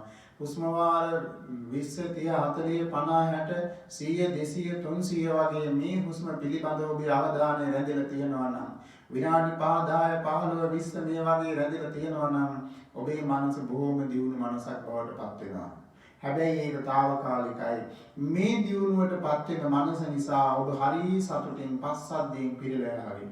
හැබැයි සමහර අයට මේ ක්‍රමයේ ඒ විදිහටම හරියන්නේ නෑ. ඒ නිසා අටුවාචාරින් වහන්සේලාගේ විස්තරයේ තියෙනවා ගණනා අනුබන්ධනා කුසනා ඨපනා කියලා ක්‍රම කීපයක් සඳහන් කරලා මේ එක එක ස්වාමීන් වහන්සේලාගේ එක එක ආචාර්යවරුන්ගේ අදහස් තමයි මේ ප්‍රකාශ කරලා තියෙන්නේ. ගණනා අනුබන්ධනා කුසනා ඨපනා කියන්නේ මේ හුස්ම වාර ගණන් කරන්න කියනවා. ඔබට හැබැයි මේ ඔක්කොම කියන්නේ මේ භාවනාවක් හැටියට නෙමෙයි. මේ ආනාපාන සති භාවනාව කළ යුතු එකම ක්‍රමවේදය තමයි මම මේ මුලින් සඳහන් කළේ. හැබැයි මේ ගණනා කියලා කියන්නේ උපක්‍රමයක්. ඒ උපක්‍රමය ආනාපාන සති භාවනාව නෙමෙයි. ආනාපාන සති අරමුණට ඔබේ මනස ගන්න දරන උත්සාහයක් විතරයි. සමහර අය හිතන්නේ ආනාපාන සතිය කියලා කියන්නේ ගණන් කරන එක කියලා. ඒක ආනාපාන සතිය නෙමෙයි. හැබැයි මේ ගණනාව කියන ක්‍රමෝපාය අනුගමනය කරලා සමහර ස්වාමීන් වහන්සේලා තමන් වහන්සේලා මේ හුස්ම රැල්ල වෙතට අවධානය රඳව ගන්න දක්ෂ වෙච්ච නිසා ඒ ක්‍රමයෙන් කියනවා මේ විදිහටත් උත්සාහ කරලා බලන්න. කොහොමද ගණන් කරන්නේ? සංඛ්‍යාත්මකව ගත්තාම අපේ මේ හුස්ම රැල්ල හුස්ම ආශ්වාස කරනකොටත් ප්‍රශ්වාස කරනකොටත් හුස්ම ගන්නකොට ආශ්වාස ප්‍රශ්වාසය කියලා මෙනෙහි කරන්න කිව්වනේ. අන්න ඒකේදී හුස්ම ගන්නකොට 1යි කියලා මෙනෙහි කරනවා, හුස්ම හෙලනකොටත් 1යි කියලා මෙනෙහි කරනවා. හැබැයි අවධානය තියෙන්න ඕනේ ගණනේ නෙමෙයි, ඉලක්කනේ නෙමෙයි. කොහෙද? හුස්ම වාරවල. ඔබ හුස්ම ගන්නකොට බලාගෙන ඉන්නවා. හුස්ම ඉහළට ගන්නවා නම් 1යි, හුස්ම පහළ හෙලනවා නම් 1යි. ආයෙත් හුස්ම ගන්නකොට 2යි, හුස්ම හෙලනකොට 2යි. ආයෙත් හුස්ම ගන්නකොට 3යි, හුස්ම හෙලනකොට 3යි. ආයෙත් හුස්ම ගන්නකොට 4යි 4යි, 5යි 5යි, 6යි 6යි, 7යි 7යි, 8යි 8යි. ආයෙත් මුලට එනවා. ආයෙත් එතනින් ඉඳලා හුස්ම වාර ගණන් කරනවා. හුස්ම 1 1 2 2 3 3 4 4 5 5 6 6 7 7 8යි 8යි 9යි 9යි. එතකොට මේ විදිහට පැටලෙන්නේ නැතුව හුස්ම වාර වරදින්නේ නැතුව හුස්ම ගන්න ස්වභාවය බලලා ඒ අනුව ගණන් කරනවා. එතකොට අර ඒකෙන් අර අවධානය තීව්‍ර කරමින් හුස්ම රැල්ල වෙතම අපේ මනස රඳවන්න දක්ෂ වෙනවා. ඒක එක උපක්‍රමයක් විතරයි. ඒක ආනාපානසති භාවනාව නෙමෙයි. එතකොට දැන් මෙයාට මේ විදිහට හුස්ම වාර ගණන් කරගෙන යනවා කියමු. හුස්ම ගන්නකොට 1යි කියලා මෙනෙහි කරලා හුස්ම හෙලනකොටත් 1යි කියලා මෙනෙහි කරනවා කියමුකෝ. දැන් මේ විදිහට 1 1 2 2 3 3 ඊළඟට ගන්න මතක නැත්තම් අන්න ඔබේ අවධානය වෙන කොයි හරි ගිහිල්ලා. ආයෙත් මුලට එන්න ඕනේ. ආයෙත් මුල ඉඳලා හුස්ම වාර ගණන් කරනවා 1 1 2 2 3 3 4 4 5 5 6 6 7 7 එතනදී වැරදුනත් ආය අමුතුවෙන් 8 ගණන් කරන්න යන්නේ නෑ. ආයෙත් මුලට එනවා. ආයෙ මුලින් ඉඳලා හුස්ම වාර ගණන් කරන්න පාට. එතකොට මේ විදිහට යම් කෙනෙකුට පුළුවන් නම් හුස්ම වාර 100 200 300 400 මේ විදිහට ගණන් කරන්න අන්න යම් මට්ටමකට ඔබේ අවධානය හුස්ම වාර පිළිබඳවම රඳව ගන්න දක්ෂ වෙනවා. මේක උපක්‍රමයක් විතරයි. එතකොට මෙයා මොකද කරන්නේ? මේ විදිහට හොඳට පුරුදු කරගත්තාම පස්සේ මෙයා හුස්ම වාර 1 1 2 2 3 3 4 4 5 5 6 6 7 7 8 8 9 9 10 කියලා යන්නේ නෑ. 9න් නතර වෙනවා. 9 ඉවර වෙච්ච ගමන්ම 9යි 9යි 8යි 8යි 7යි 7යි 5යි 6යි 6යි 5යි 5යි 4යි 4යි 3යි 3යි 2යි 2යි 1යි 1යි කියලා ආය මුලට එනවා. අනුලෝම පටිලෝම හැටියට හුස්ම වාර ගණන් කරන්න පටන් ගන්නවා. මෙන්න මේ ක්‍රමේ හරියට ඔබට පුරුදු කරන්න, පුහුණු කරන්න, දියුණු කරන්න පුළුවන් වුණොත් මේ උපක්‍රමයේ පාවිච්චි කරන්න පුළුවන් වුණොත් ඔබට සෑහෙන වෙලාවක් යනකොට ඔබ දැනගන්නවා ඔබේ හිත මෙන්න මේ කියන ගණනා ක්‍රමය තහවුරු කරගෙන තියෙනවා. ඔබේ මේ නාසිකා තුලින් ඇතුල් වෙන හුස්මයි පිට වෙන හුස්මයි තේරුම් ගන්න. මෙන්න මේකට උත්සාහ කරන්න ඕනේ.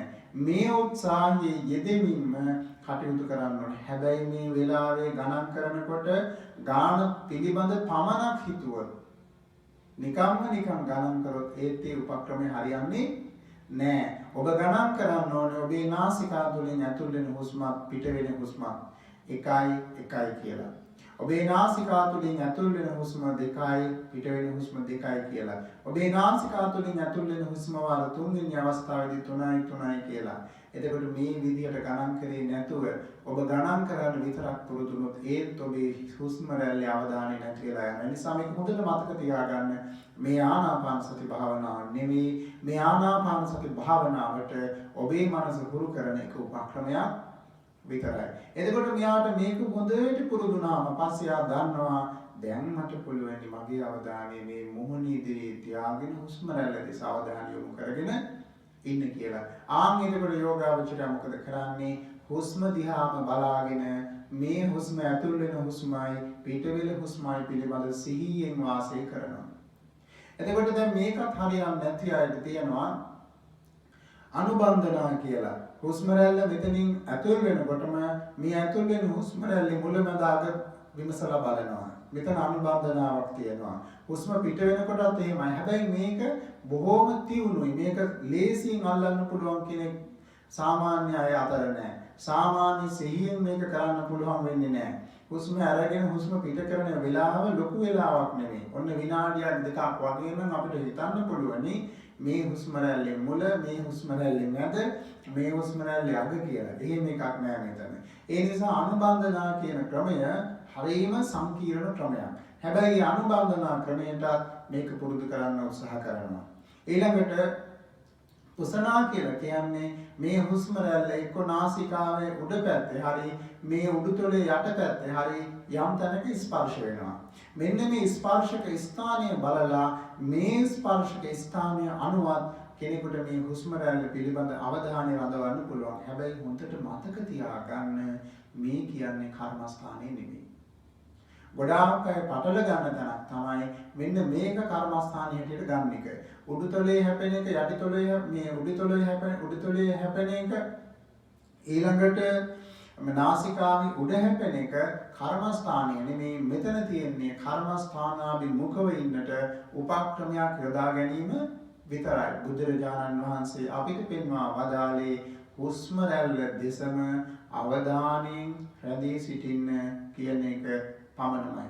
එතකොට මේ ක්‍රමයට කෙනෙකුට භාවනා මානසිකාරය පුරුදු කරලා හුස්ම රැල්ල දෙස අවධානය යොමු කරගෙන භාවනා කරන්න පුළුවන්. එතකොට මෙන්න මෙහෙම සෑහෙන කාලයක් පුරුදු කරනකොට ආන්‍යයට පුළුවන් වෙනවා අර බාහිරට යන අවධානය වෙන අරමුණු වලට යන අවධානය අරගෙන මේ හුස්ම රැල්ල වෙතම යොමු කරගන්න.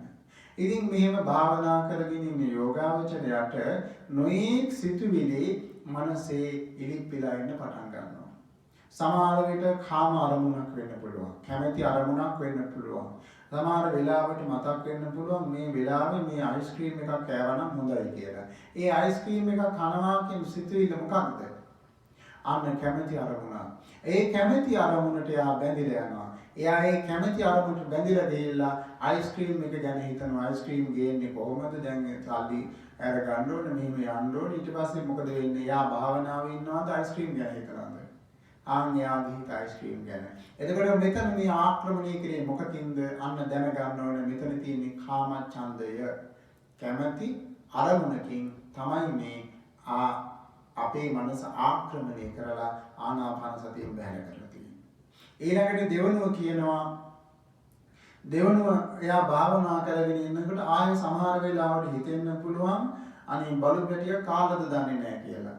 වෙන වෙලාවේ මොනවා කර හිටියත් ඒවා මතක් වෙන්නේ නැහැ. මේ භාවනා කරන්න ආපු වෙලාවේ භාවනා කරන්න කැමැති වෙච්ච යෝගාවචරයාට මෙන්න එනවා අදහස් ගලාගෙන එනවා. එහෙම නැත්නම් කොහේ හරි ආපු සින්දුවක් මතක් වෙනවා, කාපු කෑම වේලක් මතක් වෙනවා, කතා කරපු දෙබසක් මතක් වෙනවා, මොන ගෙවුණු යාළුවෙක් මතක් වෙනවා. එහෙම නැත්නම් කඩසාප්පිය දැකපු ඇඳුමක් මතක් වෙනවා, ආභරණයක් මතක් වෙනවා. නොයේ ක්‍රමවේද වලට මොනවා හරි මතක් වෙනකොට මේ වෙලාවේ හොඳට දකින්න බලන්න මොකක්ද මේ තමයි කාමච්ඡන්දය.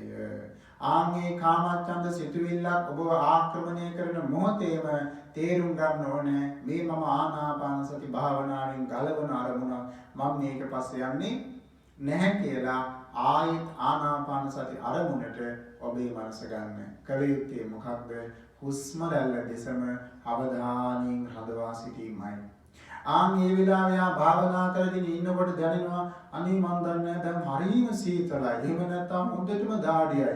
මේ රස්නේ ඇයි මෙයා මේ ලයිට් එක ඕෆ් කරලා ගියේ? ඇයි මෙයා ෆෑන් එක ඕෆ් කරලා ගියේ? ඇයි මෙයා මේ AC එක වැහුවේ? මෙයා භාවනා කරන්න දෙන්නෙම නැහැ කී මොකද වෙන්නේ? මොකාකාරී අකමැති අරමුණක් කනෙන් පැන නැගිලා එනවා. මේ අකමැති අරමුණ කියලා කියන්නේ හිතයිසීවන්ත කෙනෙක් නෙමෙයි. මෙයා මේ මතුවලා එන්නේ පැනනගෙන්නේ වෙන කිසිම හේතුවක් නිසා නෙමෙයි. ඔබේ භාවනා අරමුණ විනාශ කරන්න. මෙන්න මේකට කියනවා අකමැති අරමුණ, එහෙම නැත්නම් ව්‍යාපාදේ කියලා.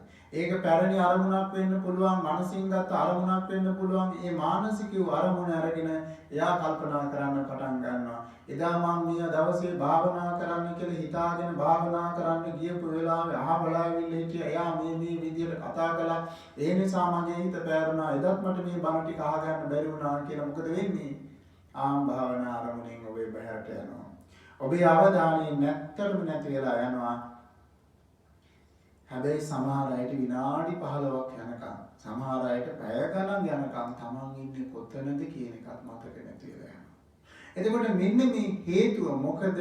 භාවනා අරමුණෙන් ඔබව ඈතට ගෙනියන නීවරණයක් ඇවිල්ලා අර වලාකුලින් වැහිච්ච හඳබඬල වගේ ඔබේ අභ්‍යන්තරික සිත වහගෙන ඉන්න මෙන්න මේ නීවරණ සක්‍රියව පවතින ස්වභාවය එතකොට ඔබට අඳුනගන්න පුළුවන්. එතකොට මෙයා තවදුරටත් භාවනා අරමුණේ ඉන්නකොට නිදිමත අලසකම ඉන්න පුළුවන්. එතකොට කාමච්ඡන්දේ ව්‍යාපාදේ ඊළඟට නිදිමතෙන් අලසකමින් ඔබ පීඩාවෙන් ඉන්න පුළුවන්. කතාවක් බල ඉන්න වෙලාවට, චිත්‍රපටයක් බල ඉන්න වෙලාවට, ඕපාදූපයක් කතා කර ඉන්න වෙලාවට, වෙන කිසිම දෙයක යෙදিলা ඉන්න වෙලාවක මේ එන්නේ නැති නිදිමත මෙන්න භාවනා පරයන්කදී එනවා. මෙන්න මේ වෙලාවෙදි හොඳට තේරුම් ගන්න ඕනේ මේ තියෙන්නේ නීවරණ ධර්මයමයි. මේ නීවරණ ධර්මයට යට වෙලා අනේ මට මේ වෙලාවේ මේක කරන්න බෑ කියලා නැගිටලා ගිහලා හරියන්නේ නැහැ.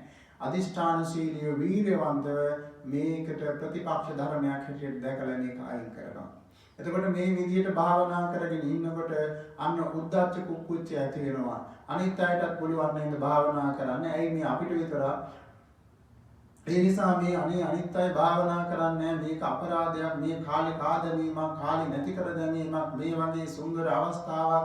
ඇයි අපි මෙහෙම නැති කරගන්නේ කියලා මෙයාලට වෙන්න පටන් ගන්නවා.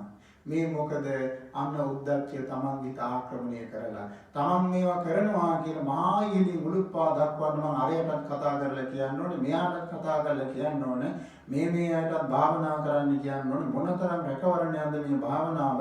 මෙහෙම කිය මමන්ගේ මනස අතිධාවනයකටපත් වෙලා උද්දච්චයටපත් වෙලා. ඒ වෙලාවට ආන්න මනස තේරුම් ගන්න ඕනේ මෙයා මේ හොඳ කෙනෙක්, යාළුවෙක්, මිත්‍රයෙක් කියව නෙමෙයි. මේ ඉන්නේ හතුරෙක්මයි. මෙයාත් මගේ මේ භාවනා අරමුණ විනාශ කරන්නේ කෙනෙක්. ඒ නිසා මම මේකට රැවටෙන්නේ නැහැ කියලා. කිසිම දෙයක් කර කියා ගන්න බැලුව අවධානය වෙන අතවල් වලට කරකවන. එකකින් මාරු වෙලා තව කරකට යනවා. ඔය විදියට හරියට අලු ගොඩකට වතුර ඉස්සා වගේ මේ මනස ඇවිස්සලා යනවා. හොඳට මනසේ ස්වභාවය දැකලා ඒක ඒ විද්‍යයටම අඳුනගෙන ඒකට යන්න අරින්න භාවනා හිටියට කරන්න දක්ෂ වෙන්න. ඔබ අධිෂ්ඨාන කරපු වෙලාව, භාවනා වෙලාව ඒ අකුසල ධර්මයන්ට läගගෙන ඉන්න දෙන්න එපා. ඒවට පවතින දෙන්න එපා. ඒවා අයින් වෙලා යන්නට උත්සාහ කරන්න. ඒවා අයින් වෙලා යන විදිහට කටයුතු කරන්න, වීරිය කරන්න, භාවනාවටම යොමු වෙච්ච මනසින් කටයුතු කරන්න. හැබැයි ඔබේ භාවනා අවධානය තිවුර ලෙස, දියුණු ලෙස වැඩෙන්න අර සියලුම දේ බහැරට යනවාමයි. ඒක ඒකාන්ත සත්‍යක්මයි. ඉතින් ඊළඟට මෙයා භාවනා කර ඉන්නකොට මෙයාගේ භාවනාව පිළිබඳව මේ උපකල්පන, අර්ථකථන, විනිශ්චයන් ගෙනත් දෙන්න පටන් ගන්නවා මනස. ඔය කිව්වොත් ඔය ආමුදුරෝ කියපු ඔය භාවනා ක්‍රමේ හරියන්න පුළුවන්ද? අර ආමුදුරෝ කිව්ව ඔය ක්‍රමයට නෙමෙයිනේ. එතකොට මේක මේ විදිහට ගැළපෙයිද? මේක මේ ආකාරයෙන් දකින්න පුළුවන්ද? ඇයි මම මේක කරන්නේ? ඔය විදිහට කරලා නම් කවදාවත් මේ භාවනාව දිනා ගන්න බෑ. බුදුරජාණන් වහන්සේ කියපු ක්‍රම කියා කියන කොච්චර ක්‍රම තියනවාද? ඔය එකකින්වත් පුළුවන් වුණාද? මෙච්චර කාලයක් මමත් භාවනා කරනවා. මට මේක දියුණු කරගන්න, පුරුදු කරගන්න, වඩා ගන්න බැරි වුණා නේද කියලා අන්න එනවා සැකය. බුදුරජාණන් වහන්සේ කියපු ක්‍රමයේද ඕක මේ පොත්පත්වල ධර්මයේ විනාශ කරලා නේද තියෙන්නේ කියාන් සැකය ඇවිල්ලා මොකද කරන්නේ? ඒක කරන්නේ ඔබට ආදරයට, ඔබට කරුණාවට, ඔබට අනුග්‍රහශීලීව කරන දෙයක් නෙමෙයි. ඒ එන්නේ මේ ක්ලේශයක්මයි. ඒකට කියනවා සැකයේම නැත්නම් විචිකිච්ඡාව කියලා. ප්‍රතිපදාව පිළිබඳ, සීලය පිළිබඳ ඔන්න සැකය ඇති. ඊළඟට කල්පනා කරනවා අනේ මගේ සීලේ අඩුපාඩුකමක් තියනවාද දන්නේ නැහැ. මම මොකක් හරි පැරණි කර්මයක් නිසාද දන්නේ නැහැ. මම මේ විදියට මෙච්චර වඩන භාවනාව මට කරගන්න බැරි වෙන්නේ මොකක්ද? දුර්වලකම කියලා හිතන්න පටන් ගන්නවා. මොකක්ද මේක? සැකය මිසක් භාවනාවට ප්‍රතිපක්ෂ ධර්මයක් මිසක් මේක නිත්‍ය එකක් නෙමෙයි. ඒ නිසා පින්නතුනි වහා මේක අඳුන ගන්න, ඒක අතහරින්න ඔබ දක්ෂ වෙන්න. ආන්ගේ විදියට ඒක අතහරිනකොට ඔබ ඒකට දක්ෂ වෙනකොට ආන්ගේ ප්‍රතිපක්ෂ ධර්ම අයින් වෙලා යනවා. ඒක අයින් වෙලා යන ඉඩ දීලා ඔබ ආයෙත් මේ භාවනා අරමුණටම සිත යොමු කරන්න. එකම එක දෙයයි ඔබ හරියට මේ අනතුර දකිනවා නම් මේක කාමච්ඡන්දය, මේක ව්‍යාපාදය, මේක තීන මිද්දේ, මේක උද්ධච්චය, මේක කුක්කුච්ච විචිකිච්ඡා කියලා දකිනවා නම් ආන්ගේ ක්ෂණයම ඒක බාහිර වෙලා යනවා. ඒක හරිය එතන පවතින්නේ නැහැ. හැම වෙලාවෙම අපිට ඈතින් පේන්න තියෙන මීදුම ළඟට යන්න අපිට මීදුම පේන්නේ නැහනේ. ඈතින් මීදුම පේනවා, ළඟ තියෙන මීදුම නැති වෙලා යනවා. ඒ වගේ ඔබ අරමුණ දැක්ක ගමන් කාමච්ඡන්දය කියලා දැක්ක ගමන් ඒ කාමච්ඡන්දේ නැති වෙලා යනවා. ඒ වගේම මේක ව්‍යාපාදය කියලා දැක්ක ගමන් මේක ව්‍යාපාදය කියලා අඳුනගත්ත ගමන් මේක නැති වෙලා අපි දකින්න නැතුව, අඳුන ගන්න නැතුව මුලා වෙලා ඒ ව්‍යාපාදයේ ඔස්සේම ගමන් කරන්න මේ ව්‍යාපාද සිටවිල්ල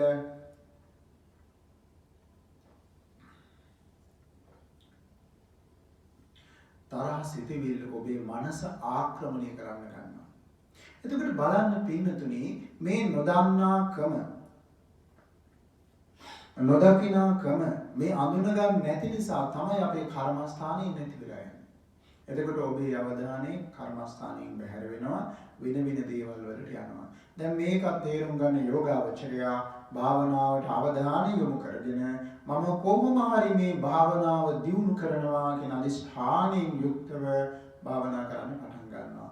දැන් මෙයාගේ හිත කාමච්ඡන්දේ අඳුරනවා, ව්‍යාපාදේ අඳුරනවා, තීන මිද්දේ අඳුරනවා, උද්ධච්ච කුක්කුච්ච අඳුරනවා, විචිකිච්ඡා අඳුරනවා. මේ අකුසල ධර්මයන් අඳුනගෙන ඒවා බැහැර කරමින් භාවනා කරනවා. මොන විදියකින් මොන අරමුණක් ආවත් බල්ලට කණ්ඩ දීලා නැහැ කියලා ආවත් එයා ඒ වෙලාවේ ඒක අතහැරියා භාවනා කරනවා. ඊළඟට මොකක් හරි කෑමක් ගැන මතක් වුණත් ඒක අතහැරියා භාවනා කරනවා. ගමනක් ගැන මතක් වුණත් එහෙමයි. කතා බහක් ගැන මතක් වුණත් එහෙමයි. කවුරු හරි බැනපු එකක් මතක් වුණත් එහෙමයි. කවුරු හරි හිංසා කරපු එකක් මතක් වුණත් එහෙමයි. නිදිමත අලසකම ඇති වුණත් එහෙමයි. මෙන්න මේ විදිහට ඒවා ප්‍රතිපක්ෂ ධර්ම හැටියට අඳුනාගෙන අත්හරින්න භාවනා කරනවා. මේ විදිහට භාවනා කරන යෝගාවචරයාගේ සිත අන්න ටික හුස්ම රැල්ල පිළිබඳව මනාව අවධානයෙන් යුක්ත වෙන ස්වභාවයකටපත් වෙනවා. මේක විනාඩියක් දෙකක් තුනක් නෙමෙයි විනාඩි 10ක් 15ක් 20ක් 30ක් එකම විදිහට මේ මනස ඒකාකාරව පවතින පටන් ගන්නවා. ඒ වෙලාවේ හුස්ම රැල්ල පිළිබඳ අවධානය පමණයි හිතේ රජ වෙන්නේ. මෙන්න මේ හුස්ම රැල්ල දිස බලමින් හුස්ම රැල්ල දිස අවධානයෙන් කටයුතු කරන යෝගාවචරයාට අන්න හුස්ම රැල්ල පිළිබඳ මනාව අවබෝධයක් ඇති වෙනවා. මේ ආස්වාසය මේ ප්‍රාස්වාසය දෙකම හොඳට දැනගන්නවා, තේරුම් ගන්නවා. හුස්ම රැල්ල පිළිබඳ බොහොම සිහියෙන් හුස්ම ගැනීමත් හුස්ම හෙලීමත් කරගෙන ඉන්නවා. එයා ඉඳගෙන ඉන්නේ කොහෙද කියලා එයාට සිහි කරන්න යන්න අවශ්‍ය වෙන්නේ නැහැ. ඉන්න ඉරියව්ව සිහි කරන්න යන්න අවශ්‍ය වෙන්නේ නැහැ. පරිසරයේ සීතල උණුසුම සිහි කරන්න යන්න අවශ්‍ය වෙන්නේ නැහැ. වෙන බාහිර කිසිම ක්‍රියා මාර්ගයකට මෙයාගේ හිත යොමු වෙන්නේ නැහැ. ඒ වගේම කාමච්ඡන්දයට යන්නේ නැහැ, ව්‍යාපාදයට යන්නේ නැහැ, තීන මිද්දයට යන්නේ නැහැ, උද්ධච්ච කුක්කුච්ච විචිකිච්ඡා මේ කිසිම දෙයකට යන්නේ නැතුව මෙන්න මේව සංවර භාවයටපත් වෙලා හුස්ම රැල්ල දෙස අවධානය යොමු කරගෙන ඉන්නවා. මෙන්න මේ හුස්ම රැල්ල දෙස අවධානය යොමු කළා තියෙනකොට භාග්‍යවත් බුදුරජාණන් වහන්සේ පෙන්නනවා මෙන්න මේ සිහියෙන් ආස්වාස කරන කෙනාට සිහියෙන් ප්‍රස්වාස කරන කෙනාට හුස්ම රැල්ල පිළිබඳ අවධානය තියෙන නිසා හුස්ම රැල්ලේ වෙනස්කම් දැනෙන්න පටන් ගන්නවා. දීගං වාසසන්තෝ දීගං අස්සසාමීති පජානාන්ති රස්සං වාසසන්තෝ රස්සං අස්සසාමීති පජානාති දීගං වාපස්සසන්තෝ දීගං පස්සසාමීති පජානාති රස්සං වාපස්සසන්තෝ රස්සං පස්සසාමීති පජානාති. දැන් ඉස්සරලා බුදුරජාණන් වහන්සේ දේශනා කළේ සෝ සතෝ වාසසති සතෝ පස්සසති. දැන් මේ හිත නිමුණ තම්පත් තුන අරමුණේම හැසිරෙන සිතට භාග්‍යවතුන් වහන්සේ ප්‍රකාශ කරනවා ආමොබේ සතිය දියුණු වෙලා නම් ආනාපාන සතිය හොඳට දියුණු වෙලා නම් ඔබට තේරෙවි, ඔබ දැනගනීවි ඔබේ හුස්ම රැල්ලේ වෙනස්කම්. දැන් බලන්න. එතකොට බුදුරජාණන් කියනවා දීගං වා අස්සසන්තෝ දීගං අස්සසාමීති ප්‍රජානාති. දීර්ඝ ලෙස හුස්ම ගන්නවා නම් දීර්ඝ ලෙස හුස්ම ගන්නවා කියලා සිහි කරනවා නෙමෙයි. මොකද්ද කරන්නේ? දැනගන්නවා. ඒ දැනගන්නේ ඇයි? ඔබේ අවධානය හුස්ම රැල්ල වෙතම පවතින නිසා. ඔබ කවදාවත් දැකලා තියෙනවද, දැනගෙන තියෙනවද, තේරුම් අරගෙන තියෙනවද ඔබ දිග හුස්ම ගන්නවා? සමහර වෙලාවට ඔබට ලොකු කම්පනයක් ඇති වෙච්ච වෙලාවට ගන්න හුස්ම ගන්නව නේද? එතකොට ඒ හුස්ම සාමාන්‍ය හුස්මක්ද දිග හුස්මක්ද? ඒක ඕලාරිකව අපිට කියන්න පුළුවන් දිග හුස්මක් කියලා. කන්දක් නගින වෙලාවට වෙහෙස වෙච්ච වෙලාවට ඔබේ හුස්ම වේගය අඩුද වැඩිද? හරි වැඩි. ඒ වගේම ලොකු හුස්ම වල තමයි ගන්නෙ. දුවන වෙලාවටත් එහෙමයි. මේ ඔක්කොම ඕලාරිකයි. හැබැයි පින්නතුනේ සාමාන්‍ය සාමායිකව ඉන්න මොහොතේදී පවා ඔබේ මේ ශරීරයේ අවශ්‍යතාවයන්ට අනුව දිග හුස්ම කෙටි හුස්ම කියන දෙකම පවතිනවා. හැබැයි ඒක ඔය කියන දිග හුස්ම කෙටි හුස්ම නෙමෙයි. ඊට වඩා හරීම සියුම් අර අවධානය තීව්‍ර වෙන්න වැඩි වෙන්න මෙන්න මේ හුස්ම රැල්ල දෙසම අවධානය තියාගෙන ඉන්නකොට තේරෙනවා ඉස්සරලා හුස්ම ගත්තේ බොහොම කෙටියෙන්. හැබැයි ඒක කෙටි, මේක දිගයි, මේක මධ්‍යස්ථයි කියලා. ආන්ගේ හුස්ම රැල්ලේ වෙනස්කම් Tamanට දැනෙන්න තේරෙන්න පටන් ගන්නවා. එතකොට බලන්න බුදුරජාණන් වහන්සේ එකෙන් ඉගියක් දෙනවා යෝගාවචරයට. මොකද්ද?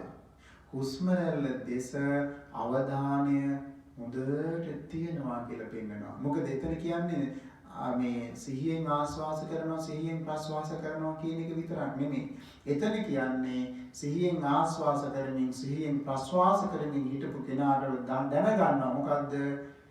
දීගං වා අස්ස සන්තෝ දීගං අස්ස සාමීති පජානාති. දීර්ඝ ලෙස ආස්වාස කරනකොට දීර්ඝ ලෙස ආස්වාස කරනවා කියලා දැනගන්නවා. රස්සං වා පස්ස සන්තෝ රස්සං පස්ස සාමීති පජානාති. කෙටියෙන් ප්‍රාශ්වාස කරනකොට මේ දීගං වා පස්ස සන්තෝ දීගං පස්ස සාමීති පජානාති. දීර්ඝ ලෙස හුස්ම හෙලනකොට දීර්ඝ ලෙස හුස්ම හෙලනවා කියලා දැනගන්න. හොඳට මතක තියාගන්න. සමහර යෝගාවචරය භාවනා කරන්න ගියපුවාම මේකත් මෙනෙහි කරන්න යනවනේ. දිග හුස්මක්, කෙටි හුස්මක්, දිග හුස්මක්, කෙටි. මේක විකාරයක්. මේක බුදුරජාණන් වහන්සේ දේශනා කරපු ක්‍රමයක් නෙමෙයි. කල යුත්තේ හුස්ම රැල්ල දෙස අවධානයෙන් ඉන්න එක. ඒ අවධානයෙන් ඉන්නකොට ඒ හුස්ම රැල්ල දෙස අවධානය තියෙන නිසා ඔබට දැනෙන දෙයක් තමයි බුදුරජාණන් වහන්සේ අර පෙන්වා වදාළේ. මොකක්ද? දීගං වා අසසන්තෝ දීගං අසසාමීති පජානාති. දීගං වා පස්සසන්තෝ දීගං පස්සසාමීති පජානාති. මේ විදියට හුස්ම රැල්ලේ වෙනස්කම් දකිමින් එයා ඒවාට ඇලෙන්නේ බැඳෙන්නේ මුලා වෙන්නේ ගැටෙන්නේ නැතුව ආයමත් මේ භාවනාව කරගෙන යනවා. දැන් මෙයා විනාඩි ගණනාවක් තිස්සේ හුස්ම ගැනීමත් හුස්ම හෙලීමත් පිළිබඳව වාසය කරන වෙලාවට හරියට අර බලාපොලින් නික්මුණ හඳ මඩල වගේ මේ ඔබේ මනසේ සාමකාමී ස්වභාවය අත්දකින්න අත්විඳින්න පුළුවන්කම ලැබෙනවා. ඒ වෙලාවට හරියට නිසර ජලය වගේ ඒ වෙලාවට හරියට මේ ජල අපි භාවනා කරන වෙලාවට අපේ මනස හරියට මේ ජලයට බැසගත් වෙලාවේ තරංග ආයාමයන් නික්මිනවා වගේ පොකුණට බැසගත් වෙලාවට පොකුණේ ජල තරංග හට ගන්නවා. මේ ජල තරංග හැම දිශාවකටම පැතිරලා යනවා. කවුරු ළඟින්ද? තමා ළඟින්. ඒ වගේ මේ මනස හැම අතකටම විහිදෙනවා. මනස මේ හැම අතකටම විහිදෙමින් මනසේ මේ සාමය බිඳලා දානවා. ඉතින් මොකද කරන්නේ? අපි මේවා ගැන කල්පනා කර කර මේ වාගේ ගැටෙමින් මේ වාගේ ඇලෙමින් මේ වාගේ මුලා වෙමින් ආයමත් ඒවාම අල්ලන්න මොකද වෙන්නේ? ඒක අඩු වෙනවද වැඩි වෙනවද?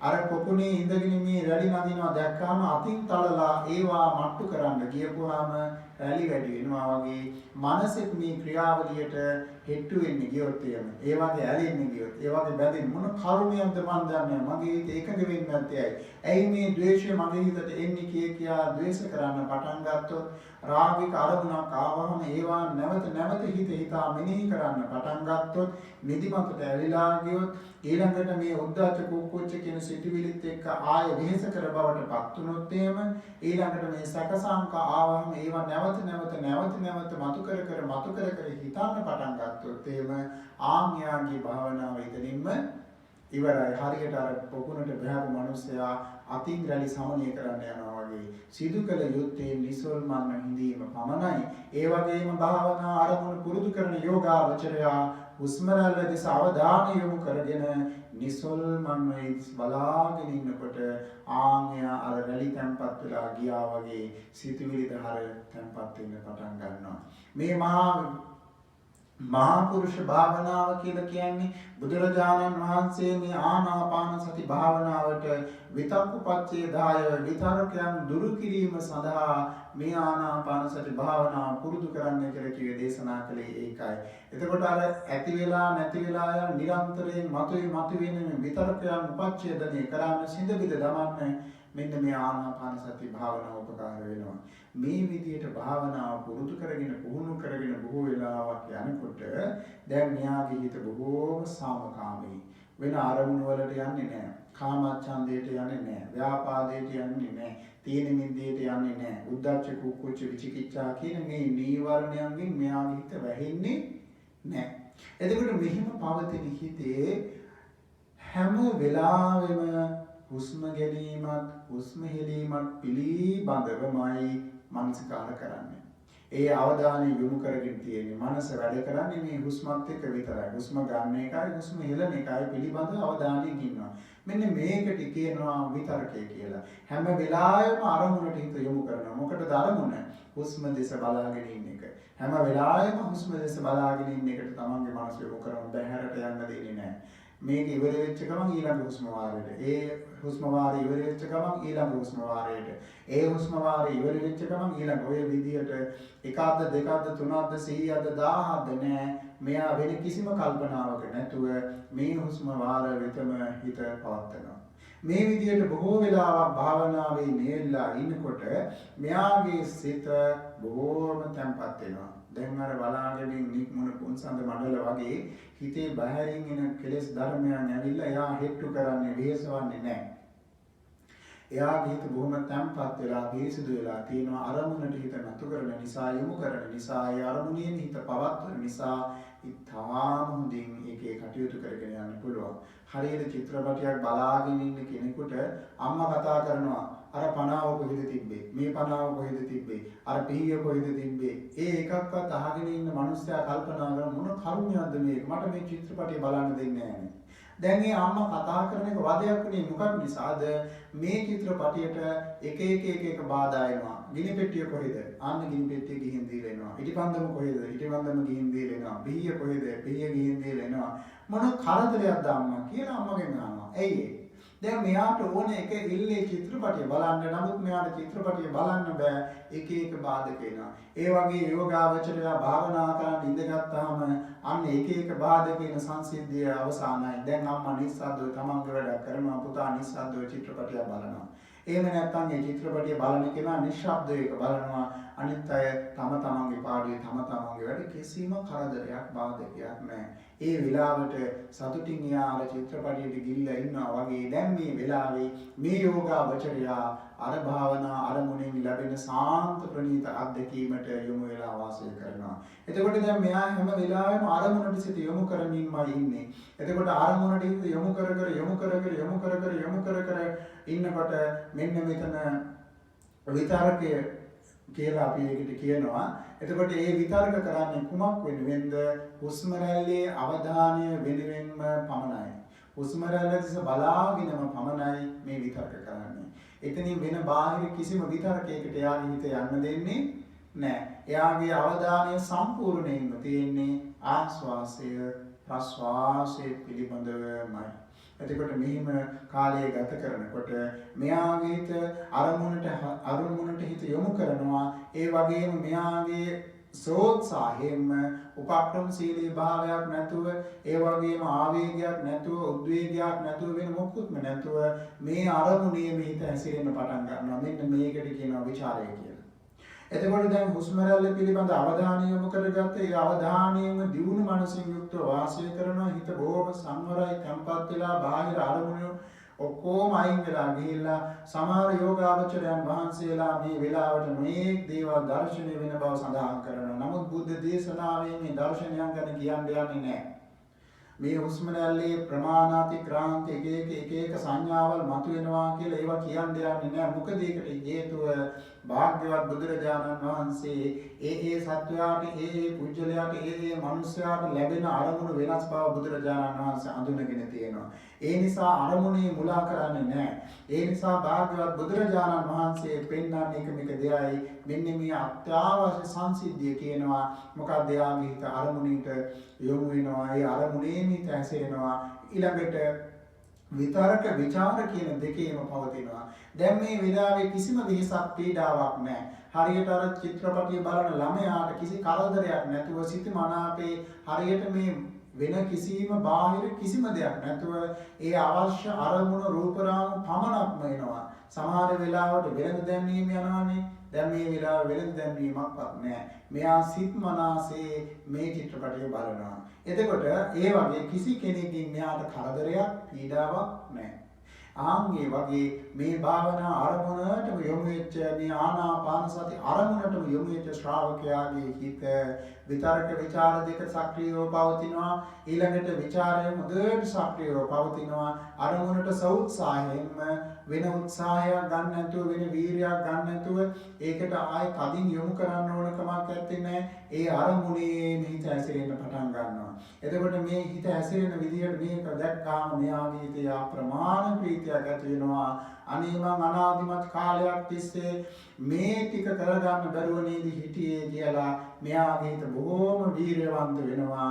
හිත පිරීලා යනවා ප්‍රීතියෙන්. එක වාරයක් හුස්ම ගන්නකොට දෙවාරයක් ගන්නකොට 100 වතාවක් මේ හුස්ම රැල්ලේ ස්වභාවය ඒ අනුවම අත්දකින්නකොට අත්විඳිනකොට අනේ සාදු සාදු මට මොනතරම්නම් ලාභයක්ද මේ සිත් දියුණු කරන්න පුළුවන් වෙච්ච එක කියලා අන්න ප්‍රීතිය හැදෙනවනේ. ඒ විතරක් නෙමෙයි සාමාන්‍ය වෙලාවේ භාවනා කරලා භාවනාවෙන් නැගිටපු වෙලාවට පවා අපේ හිත උද්දාමයටපත් වෙනවා. බැඳිලා යනවා අනේ කොච්චර දෙයක්ද මේ භාවනාව මොනතරම්නම් සැනසිලිදායකද කියලා. හැබැයි මේ වෙලාවේ මේ ප්‍රීති ප්‍රමෝදයෙන් මේ මනස පිරීලා යනවා. පස්සද්ධියෙන් මේ මනස පිරීලා යනවා. මේ ශරීරයත් පස්සද්ධියෙන් පිරීලා යනවා. මේ කියන වෙලාවල් වල අර යෝගාවචරයාට ශරීරයේ පිළිබඳ සංඥාවල් ඒවා ඕලාරිකව දැනෙන්න පටන් ගන්නෙ නැහැ. ලොකු වේදනාවල් ඇරෙන්න සාමාන්‍යයෙන් ශරීරයේ කිසිම දෙයක් දැනෙන්නේ නැහැ. ශරීරයේ ඉරියව්ව හරියට බද්ධ පරයන්කෙන් ඉන්නවද නිදාගෙන ඉන්නවද මොන ඉරියව්වකවත් එයාට සිහි කරන්න අවශ්‍ය වෙන්නේ නැහැ. අතපය කොහෙද තියෙන්නේ කියලා එයාට දැනෙන්නේ නැහැ. එයාගේ අවධානය සම්පූර්ණයෙන්ම මෙන්න මේ ආනාපාන සති අරමුණට පමණක් යොමු වෙලා තියෙනවා. මේ අරමුණට පමණක් යොමු වෙලා තියෙනවා. එතකොට අර පොකුණට බෑව මිනිස්සයා නිසල්මන් පොකුණේ ඉන්නේ ගියපුවාම පස්සේ අර රැලි සිඳිලා බිඳිලා ගිහිල්ලා තුනී වෙලා ගිහිල්ලා ජලතලය ආයෙත් පිරිසිදු වෙනවා වාගේ මේ පුජ්‍යලයාගේ මනස එකඟ වෙන්න පටන් ගන්නවා. ඒකාග්‍රතාවයේ මනස පිහිටනවා. මෙයා මේ විදියට හොඳට දියුණු කරගෙන යනකොට මේක නැවත පුරුදු කරගෙන යනකොට අන්න මේ පුජ්‍යලයාට මේ ආනාපාන සති නිමිත්ත විතක්ක විචාර ප්‍රීති සුඛ ඒකාග්‍රතා සහිත පඨම ධානය ලබා ගන්න පුළුවන්කම ලැබෙනවා. මේ කියන වෙලාවේ අර්පණා උපචාර සමාධි කියන මේ හැම අවස්ථාවක්ම ඉක්මවා මේ අර්පණා සමාධියේ හිතපත් වෙනවා. එතකොට බලන්න මේක බොහෝ වාර ගණනාවක් ගිහිල්ලා එයාගේ සිත අර කියන කාමච්ඡන්දයෙන් බැහැර වෙලා ව්‍යාපාදයෙන් බැහැර වෙලා තීන මිද්දෙන් බැහැර වෙලා උද්ධච්ච කුක්කුච්ච විචිකිච්ඡාවෙන් බැහැර වෙලා මෙන්න මේ පංච නීවරණයන්ගෙන් බැහැර වෙලා විතක්ක ਵਿਚාරයෙන් යුක්තව ප්‍රීතියෙන් ඒ වගේම මේ සිතේ කයේ සැපයෙන් යුක්තව ඒකාග්‍රතාවයෙන් යුක්තව වාසය කරන කෙනෙක් බවට පත් වෙනවා. එතකොට මේකේ මුලින්ම සංසිද්ධිය සිද්ධ වෙන්නේ විතක්ක ਵਿਚාර වැඩ කරන්න පටන් ගන්නවා. ඒ වගේම සමහර වෙලාවට ප්‍රීතිය ඇති වෙන්න පටන් ගන්නවා. සමහර වෙලාවට මේ සංසිඳීම හේතු කරගෙන සැපය ඇති වෙන්න පටන් ගන්නවා. ඒ වගේම සමහර වෙලාවට එකඟ වෙන්න පටන් ගන්නවා. මේවා තැන් වලින් තමයි මුලින්ම යෙදෙන්නේ. එකපාරට මේ ඔක්කොම එකවරට එක සිතක යෙදෙන්නේ නැහැ. හැබැයි මෙන්න මේ විදිහට මෙයා භාවනා කරගෙන ඉන්නකොට ආන් අර කියන හැම අවස්ථාවකම එකම මොහොතේ එකම සිතුවිල්ලක යෙදෙන්න පටන් ගන්නවා. විතක්ක ਵਿਚාර ප්‍රීති සුඛ ඒකාග්‍රතාව කියන මේ ස්වභාවයන් එයාගේ හිතේ පිහිටන්න පටන් ගන්නවා. මෙන්න මේ පිහිටන මොහොතට කියනවා පඨම ධානය කියලා. එතකොට ආනාපාන සති භාවනාවේ මෙයා මේ විදිහට පඨම ධානයටපත් වුණාම පස්සේ එයාගේ හිතේ ආය අමුතුවෙන් මේ අරමුණට හිත නම්වන්න අවශ්‍ය වෙන්නේ නැහැ. අරමුණේ හිත පවත්වන්න වීර්ය කරන්න ඕනේ නැහැ. ඒක ස්වභාවයෙන්ම පවතිනවා. ඒ අරමුණේම මේ පවතින ස්වභාවයෙන්ම තියෙනවා. හැබැයි මේ වෙලාවේ එයාගේ සිතේ ඇතිවෙන ජව සම්පන්න භාවයේ වීර්ය මොනතරම්ද ඒ කාල සීමාවක් ඒ ධානයෙන් අත මිදෙන්නේ නැතුව සමහරවිට මුලින්ම විනාඩි 5ක් වෙන්න පුළුවන් 10ක් වෙන්න පුළුවන් 15ක් වෙන්න පුළුවන් එතනින් එහා ලොකු කාලයක් වෙන්නේ නැහැ. හැබැයි මේක පුරුදු පුහුණු කරාම පස්සේ විනාඩි 30 විනාඩි 40 පැයක් වුණත් අනේ මට මේ සමාධිය මෙසේ පවතිවා කියලා අදිෂ්ඨාන කරලා භාවනා කරමින් යනකොට ඒ භාවනාව වෙනකොට ඒ භාවනාවේ ජවය ශක්තිය බලය සිටිවිලි ධාමයේ ඒ විලාවේ සක්‍රියව පවතින ස්වභාවය අනුව කාලය දීර්ඝ වෙන්න පටන් ගන්නවා. හැබැයි මේ වෙලාවේදී මේ ධානයට සමවැදෙන මොහොතේදී ඒ යෝගාවචරය වෙන කිසිම දෙයක් යාට කරන්න පුළුවන් කමක් නැත්තේ නැහැ. මේ සමාධිය හරියට අපිට දැන් දොරක් ඇරලා තියෙන කාමරයකින් දොර ඇතුලින් කාමරයේ දෙස බලනකොට හාත්පසින් එළිය වැටිච්ච හාත්පසින් සුදු පාට ආලෝකයෙන් පිරිච්ච කාමරයක් දිහා බලනකොට අපිට පේනවා දොරක් පේනවා. ඒ දොර ඇතුළේ පේනවා. එතකොට දොර ඇතුලෙන් පේන විහිදෙන ආලෝකයක් අපිට පේන්න පටන් ගන්නවා. හරියට මේ කෙනා කාමරයේ ඇතුළට ගිහිල්ලා හරියට පුළුන් බෝල වගේ වටේටම තියෙන සුදු පාට බිත්ති තියෙන මේ පුළුන් වගේ ආලෝකයේ විහිදිච්ච පරිසරයකට දුමාරයක් වගේ ආලෝකයේ විහිදිච්ච දීප්තිමත් ආලෝකයක් විහිදෙන පරිසරයක් තියෙන කුටියකට ඇතුළු වුණා වගේ. එයාට මේ එළියේ සිද්ධ වෙන කිසි දෙයක් දැනෙන්නේ නැහැ, පේන්නේ නැහැ, ඒවට තේරෙන්නේ අවධානය යොමු කරන්න යන්නේ නැහැ. එයා මේ සිතේ ඉන්නවා. හැබැයි බැරි වෙලාවත් මේ විදියට ධානයගත වෙලා ඉන්න වෙලාවක කෙනෙක් ඇවිල්ලා කතා කරොත් ශබ්ද නගලා එයා මේ ධානයෙන් මිදෙනවා. ඒ වෙලාවේ සමහර වෙලාවට කෙනෙක් අප්පුඩියක් ගාලා ශබ්ද කළොත් එහෙම එයා මේ ධානයෙන් මිදෙනවා. ඇයි මේ ධානයේ කාම ලදරු මට්ටමේ තියෙන්නේ? හැබැයි මේ කාමයන්ට ළඟ නිසා එකපාරට මේ කියන කාමච්ඡන්ද ව්‍යාපාද තීන මිද්ද උද්ධච්ච කුක්කුච්ච කියන මේවට ආක්‍රමණය කරන්න පුළුවන්කම ලැබෙනවා. මෙන්න මේ විදිහට මෙයා භාවනා කරලා මෙන්න මේ භාවනා ක්‍රමවේදය තුළ දියුණු කරලා පුරුදු කරලා පුහුණු කරලා එයා මොකද කරන්නේ? ඒක වසීභාවයට පත් කරනවා. ආවර්ජනා සමාපජ්ජන අදිඨාන උච්චන පච්චවෙක්කන කියන ක්‍රම පහක් තියෙනවා. මෙන්න මේ ක්‍රම පහට මෙන්න මේ පඨම ධානික සිත වසීභාවයට පත් කරගත යුතුයි. පළවෙනි පඨම ධාන සිත ඇති වුණාම එයාට වෙන මොකද කරන්න පුළුවන් කමක් නැත්තේ නෑ. ඒ ලැබුණු අත්දැකීම අත්දකින්නවා විතරයි. ඒ අත්දකින්න මොහොතේ අත්දැකීම ප්‍රත්‍යක්ෂ කරගෙන මේකේ සපවත් වර්මුණේ ඇලී වාසය කරහාවි. හැබැයි නුවණැති කෙනා මේ ඇලීම එතනින් ගලවන්න දක්ෂ වෙනවා. හැබැයි දක්ෂ නොවන කෙනා ඒ ඇලීමට කැමති වෙනවා. ඉතින් මේ විදිහට මේ කාලය ගත කරලා එයා ආයෙත් නිදහස් වුණාන් පස්සේ අනේ මොනතරම් සැපයක් ඒ සිතේ තිබුණද කියලා දැනගන්නවා.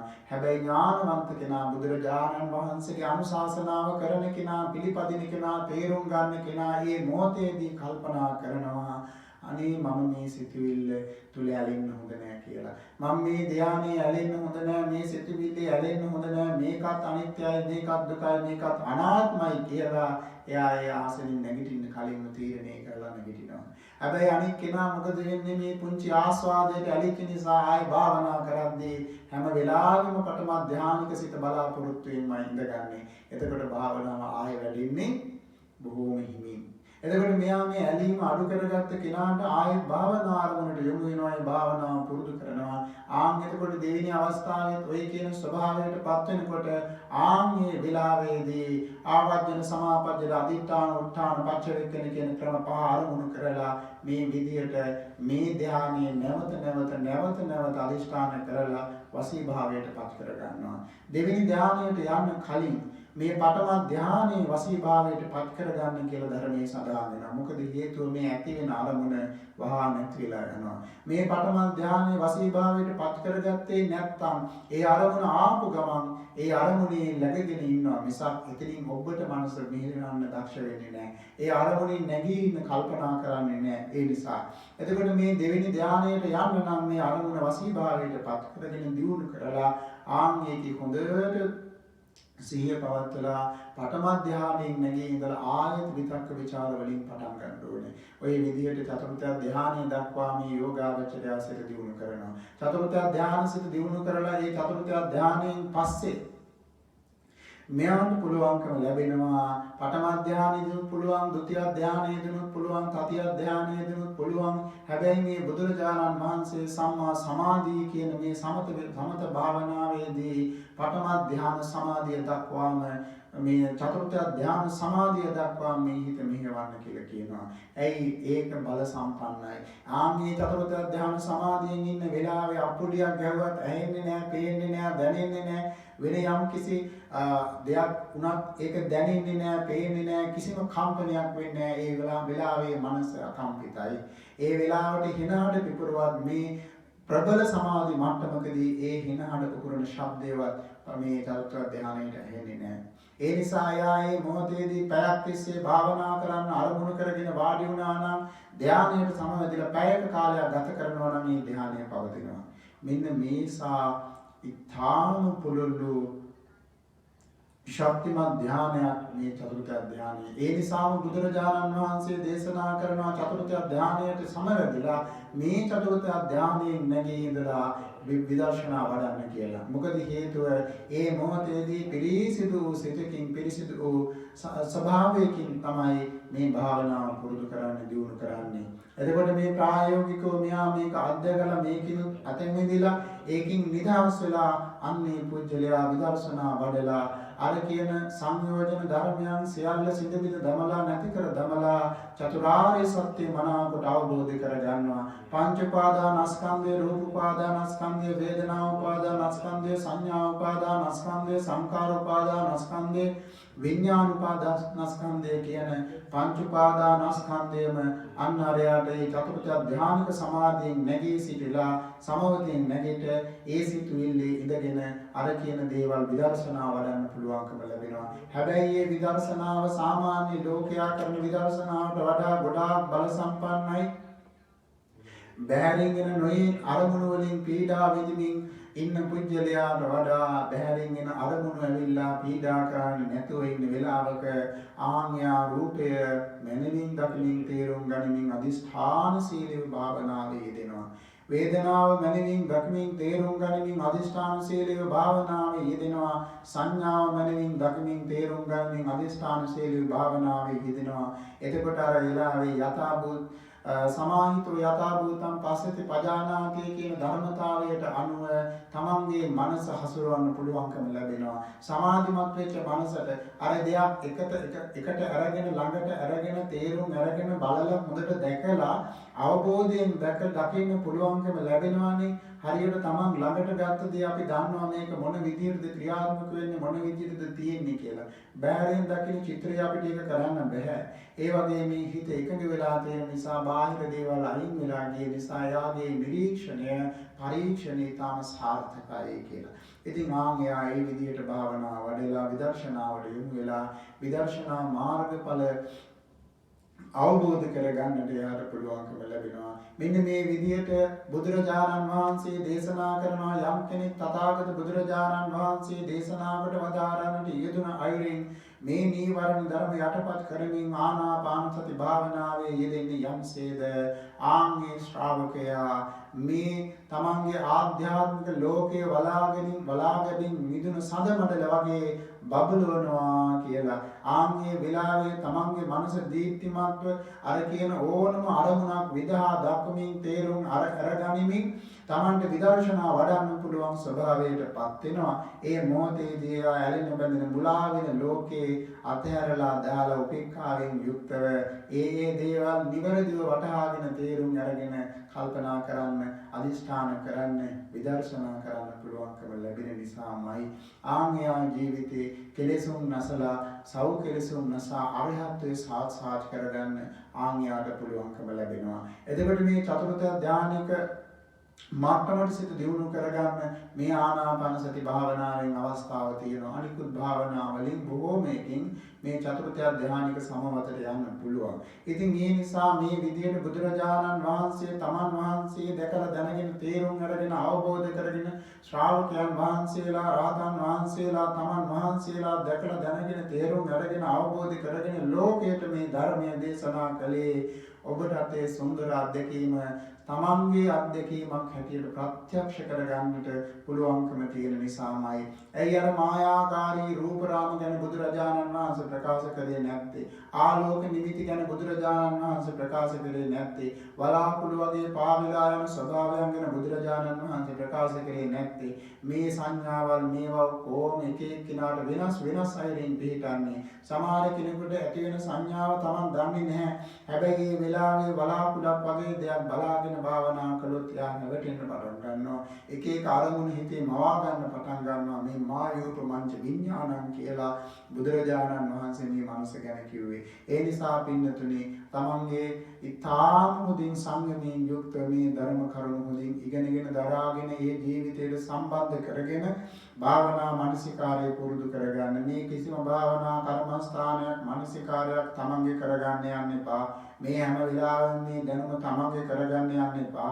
වාද විවාද කරන්න යන්න එපා. හැම වෙලාවෙම ලෞතර බුදුරජාණන් වහන්සේ දේශනා කොට වදාළේ ධර්ම මාර්ගයම පිරිසිදුව පුරුදු කරනවා, පුහුණු කරනවා, දියුණු කරනවා කියන අදිෂ්ඨානයෙන් පුරුදු කරන්න දක්ෂ කෙනෙක් වෙන්න.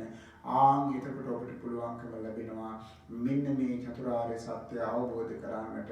ඒ වගේම මේ සමාධි භාවනාවන් තුළ ඇලිලා වාසය කරන මට්ටමින් අයින් වෙලා මේවත් අනිත්‍ය වශයෙන් දකිමින්, දුක් වශයෙන් දකිමින්, අනාත්ම වශයෙන් දකිමින් වැඩෙන සිට වැඩෙන හැටියට දැක ගන්න, තේරුම් ගන්න තමන්ට පුළුවන්කම ලැබෙනවා. ඒ වාගේ ඇලී බැඳී වාසය කරන්නේ නැහැ. ඒ වාගේ අනිත්‍යභාවය දකිමින්, ඒ වාගේ තියෙන සත්‍ය ස්වභාවය තේරුම් ගනිමින්, ඒ වාගේ අතමින්දී නැවත නැවත විදර්ශනා ප්‍රඥාවෙන් ඒවත් විමසා බලමින් ඉස්සරහට යන දක්ෂ වෙනවා. ඉතින් ඒ නිසා පින්නතුනි මෙන්න මේ ආකාරයට අපේ ජීවිතය එළිය කරගෙන අවිද්‍යා අන්ධකාරයේ නැමැති අවිද්‍යා තිමිර පටලය කඩලා බිඳලා දමලා සිළු විසුණු කරලා දමලා ඉතාම ප්‍රභාස්වර මට්ටමකට ගන්නට බුදුරජාණන් වහන්සේ පුළුවන් බව දේශනා කොට වදාලා. ඒ සම්මා සම්බුදුරජාණන් වහන්සේ ඒ සුන්දර නිවන් මඟ දහම් මඟ සුගති මඟ අපිට කියලා දුන්නේ මේ මාර්ග ප්‍රතිපදාව තුළ ඒ පාසික ගුණයටපත් වී වාසය කරන්න. මේ ධර්මයේ තමන් ප්‍රගුණ කරන, පුරුදු කරන, පුහුණු කරන ධර්මයන් බවට පත් වෙන්න. මේ කාමයන්ගෙන් පීඩා විඳින, ඒ වගේම කාමච්ඡන්දාදී අකුසල ධර්මයන්ගෙන් පීඩා විඳින මේ ලෝකේ මේ වාගින් ටික ටික ඈත් වී ධර්මයේ ප්‍රගුණ කරන, පුහුණු කරන, පුරුදු කරන කෙනෙක් බවට පත් වෙන්න. තමන්ගේ ජීවිතය සුරක්ෂිත කරගෙන මෙලොව සුරක්ෂිත කරගෙන පරලොව සුරක්ෂිත කරගෙන ඊ타ම ඉක්මනින් චතුරාර්ය සත්‍ය ධර්මය අවබෝධ කරගන්නට මේ උතුම් ධර්ම ශ්‍රවණමේ කුසලයකසේ හේතු වාසනා වේවා. මේ ධම්මාවදී ගමන් කරමින් ආධ්‍යාත්මික සංසිල් උදා කරගන්නට අනන්ත බුද්ධ ආදී රත්නාත්‍රයේ සතු සුවිසි මහා ගුණ බලයෙන් සමට ශක්තිය ධෛර්ය වාසනා උදා වේවා කියලා අපි මෛත්‍රියෙන් ආශිර්වාද කරමින් මේ දේශනාව අවසන් කරනවා. අද දවසේ මේ පින්නතුනි තුන්වෙනි දවස මේ ධර්ම මාර්ගයේ පුරුදු පුහුණු කරන. එතකොට මෙතෙක් දවසක් භාවනා කළා, මෙතෙක් දවසක් ප්‍රතිපත්ති පිරුවා, මෙතෙක් දවසක් ධර්ම සාකච්ඡා කළා, මෙතෙක් දවසක් ධර්ම දේශනා ශ්‍රවණය කළා. මේ වාගේ නොඑක ආකාරයේ පින්දහම් අපි අපේ ජීවිතේ පුරුදු කරගත්තා. සක්මන් භාවනා කළා, පරයන්ක භාවනා කළා, මහා සංඝරත්නයට උපස්ථාන කරනවා. ඒ මහා සංඝරත්නයේ සූදුක් හොයා බලමින් සම්බුද්ධ ශාසනේ චිරස්ථිතිය ගැන විමසා බලනවා. මේ අයුරින් අපි නොඑක ආකාරයෙන් මේ කටයුතු සංවිධානය කළා. මේ වෙසක් සතිය නිමිත්තෙන් පවත්වන ලබන භාවනා වැඩසටහන් මාලාවේ තුන්වෙනි දවසත් අද දවසේ මේ සියලු කටයුතු ඉතාම හොඳින් සංවිධානය සිද්ධ වුණා. ඒ වගේම හැමදේම හොයලා බලලා අනේ ස්වාමීනි මේ අයුරින් මේ කටයුතු සංවිධානය කරගමු, මේ වගේ ධර්ම සාකච්ඡා කරමු කියලා මේ සියලු දෙනා වෙනුවෙන් අපකප්ප වෙලා කටයුතු කරන පිරිසක් ඉන්නවා.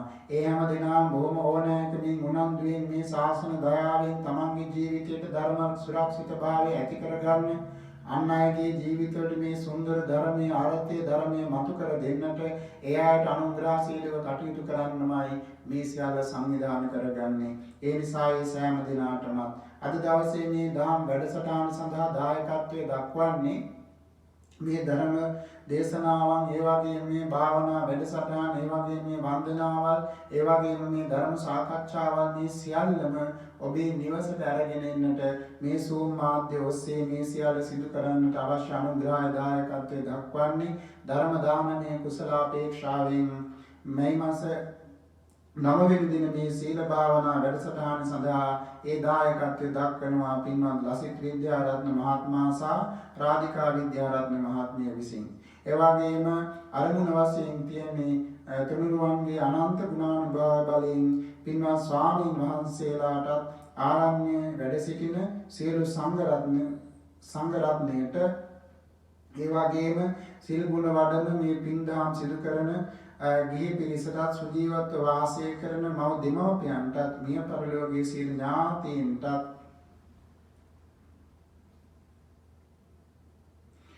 ඥාතීන්ටත් මේ කුසල පාරමී ධර්මයක් කුසලය පාරමී ධර්මයක්ම වේවා අජරාමර සංඛ්‍යාත නිර්වාණ අවබෝධයේ පිණසම හේතු වාසනා වේවා ධර්ම ශ්‍රවණානිසංස කුසල බලය අප සෑම දිනාටම නිවනින් සැනසීම පිණසම හේතු වාසනා වේවා කියන අරමුණින් මේ උතුම් ධර්ම දාණයට එකතු වෙන අනුග්‍රහ දක්වනවා. ඒ වගේම චතුරසා කල්හාරි පෙරේරා කියන මේ දෙදෙනාම තමන් නමින් මිය පරලොව යන්නට යෙදුන පියාණන් දෙපළ ඇතුළු සියලුම ඥාතිත මිතුරන්ට මේ පුණ්‍යානුමෝදනා කරන්නට අවස්ථාවක් කරගෙන තිබෙනවා. ඒ වගේම දෙදෙනාගේම සුජීවත්ව වාසය කරන මව්වරුන් දෙපළට නිදුක් බව නිරෝගී බව සුවය නිරෝගී සුවය ලැබේවා කියලා අපේක්ෂා කරනවා.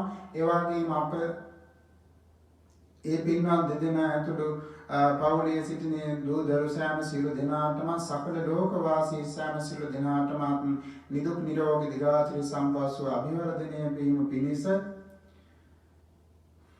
හේතු වාසනා වේවා කියලා මේ පින්කමේදී පුණ්‍යානුමෝදනා කරනවා ආශිර්වාද බලාපොරොත්තු වෙනවා. ඒ වගේම විවාහ සංවත්සරයේ නිමිති කරගෙන අද දවසේ මේ පින්කමනේ විදිහට සංවිධානය කරගත්තා කියලා සඳහන් වෙනවා. ඉතින් මේ සෑම දිනම ඊටමත් ඕනෑකමින් උනන්දුවෙන් අර්ථය සලකාගෙන මේ දහම් මාවතේ ධර්මයේ ප්‍රගුණ කරන්නට පුහුණු කරන්නට දියුණු කරන්නට සෑම දිනාට ශක්තිය ධෛර්ය වාසනා උදා වේවා කියන මෛත්‍රී පූර්වාංගම චේතනාවෙන් මේ ධර්මලාභය ලබා දීමෙන් සිදු කරගත්තා උදාාරතර කුසලයෙන් ඒ නම් සඳහන් කර ඒ ආදරණීය පියාණන් වහන්සේලා දෙපළ ඒ වගේම නම් සඳහන් කරන්නට යෙදුන යම්තා පිරිසක් වෙත්නම් මේ ධර්ම ශ්‍රවණය කරන පිරිස අතර යම්තා පිරිසක් වෙත්නම් ඒ සෑම සිළු දිනාටම මිය පරලෝකයේ සෑම සිළු දිනාටම ඒ වගේම මේ කොරෝනා වසංගතය මුල් කරගෙන මිය පරලෝකයට යෙදුන ලක්ෂ සංඛ්‍යාත පිරිසටත් ඒ වගේම මාගේ ආදරණීය මෑණියන් වහන්සේ ආදරණීය පියාණන් වහන්සේ පරලෝක සැපත් වෙලා ඒ දෙපළටත් මේ සිදු කරගත්තා උදාාරතර කුසල බලයෙන් ඒකාන්තයෙන් උතුම් චතුරාර්ය සත්‍ය ධර්මයේ සුවසේම අවබෝධ කරගන්න මේ උතුම් පින හේතු වාසනා වේවා කියලා අපි සාදු කියලා අපි පින් අනුමෝදන් කරමු. සාදු සාදු. ඒ වගේම අපස්සාසනය ආරක්ෂා කරන සීලම දිව්‍ය රාජ මණ්ඩලයටත් මේ උදාාර කුසලය අත් වේවා අනුමෝදන් වෙත්වා.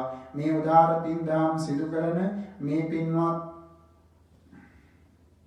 ලසිත විජේරත්න මහත්මයා රාධිකා විජේරත්න මහත්මිය ඒ වගේම චතුරසා කල්හාරි පෙරේරා යන දෙපළක් දූ දරුවෝ ආදී සෑම සිළු දෙනාටම අවශ්‍ය ආරක්ෂා සංවිධාන සලසා දෙත්වා සුවසේ සම්බුදු සසුනේ අතරණ්‍යර පාරමී ගුණ පුරා ගන්නට මේ උතුම් කුසල ශක්තිය යෝධ බල යෝධ ශක්තිය පිණිස හේතු වාසනා වේවා කියලා අපි මෛත්‍රියෙන් ආශිර්වාද කරනවා.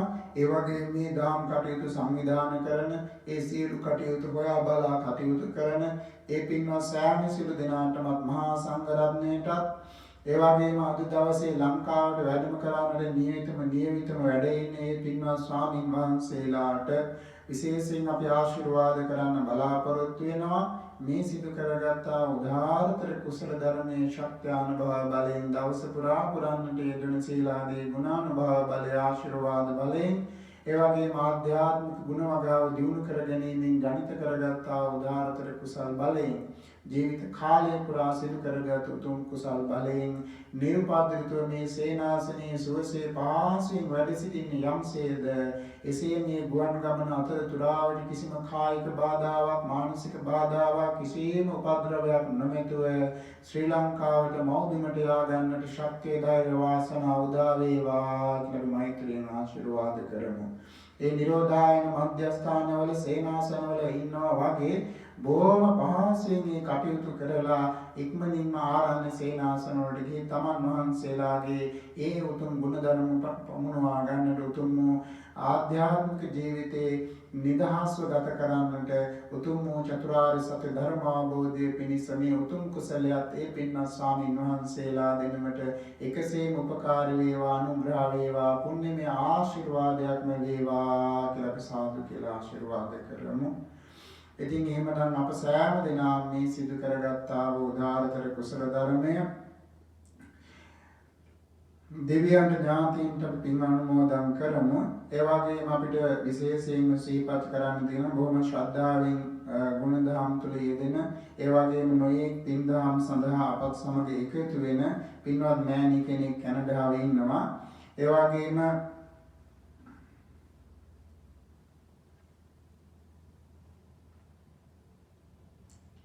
ඒ පින්වත් මෑණියන්ගේ දියණිය තරින්ද්‍රේ දිසානායක දියණිය අද දවසේදී 11යි මම හිතන්නේ 11යි ගානකට පුංචි දියණියක් ප්‍රසූත කරන්නට යෙදුණා, මෙලොවට බිහි කරන්නට යෙදුණා. ඒ මෑණියන්ටත් ඒ වගේ මේ සිඟිති දියණියටත් මේ දහම් වැඩසටහනෙන් ජනිත කර ගන්නට යෙදුණ මේ ධර්මයේ පුරුදු පුහුණු කරමින් මේ මෛත්‍රී ධර්මයේ පුරුදු පුහුණු කරමින් මේ දවස් පුරාවට බණ භාවනා කරපු මේ පින්වත් සෑම දෙනාගේම ආශිර්වාදයක්, පින්වත් ස්වාමීන් වහන්සේලාගේ ආශිර්වාදය, අනන්ත ගුණානුභාව බලයත් එකතු වෙලා ඒ මෑණියන්ටත් ඒ සිඟිති දියණියටත් සර්ව ආරක්ෂාව සැලසේවා. නිදුක් නිරෝගී දීර්ඝායු සම්පත් අභිවර්ධනය වේවා. සුවසේම මේ සම්බුදු සසුනේ උතුම් ගුණ දහම් දියුණු කරගන්නට සම්මා සම්බුදුරජාණන් වහන්සේගේ උතුම් ධර්මයේ තුල සුරක්ෂිත භාවය පමුණවා ගන්නට මේ උතුම් කුසලයේ යෝධ බල යෝධ ශක්තිය පිණිස පවතිවා කියලා අපි මෛත්‍රියෙන් සාදු සිතින් ආශිර්වාද කරමු. මෙසේ ආශිර්වාද ප්‍රාර්ථනා සිතේ තබාගෙන අපි බුද්ධ වන්දනා කරලා මේ වැඩසටහන අවසන් කරමු. කවුරුත් මාත් සමගම ගාථා කියන්න. සාදු සාදු සාදු නමෝ තස්ස භගවතු අරහතු සම්මා සම්බුද්දස්ස නමෝ තස්ස භගවතු අරහතු සම්මා සම්බුද්දස්ස නමෝ තස්ස භගවතු අරහතු සම්මා සම්බුද්දස්ස ඉතිපිසෝ භගවා අරහං සම්මා සම්බුද්ධෝ විඤ්ඤාචරණ සම්පන්නෝ සුගතෝ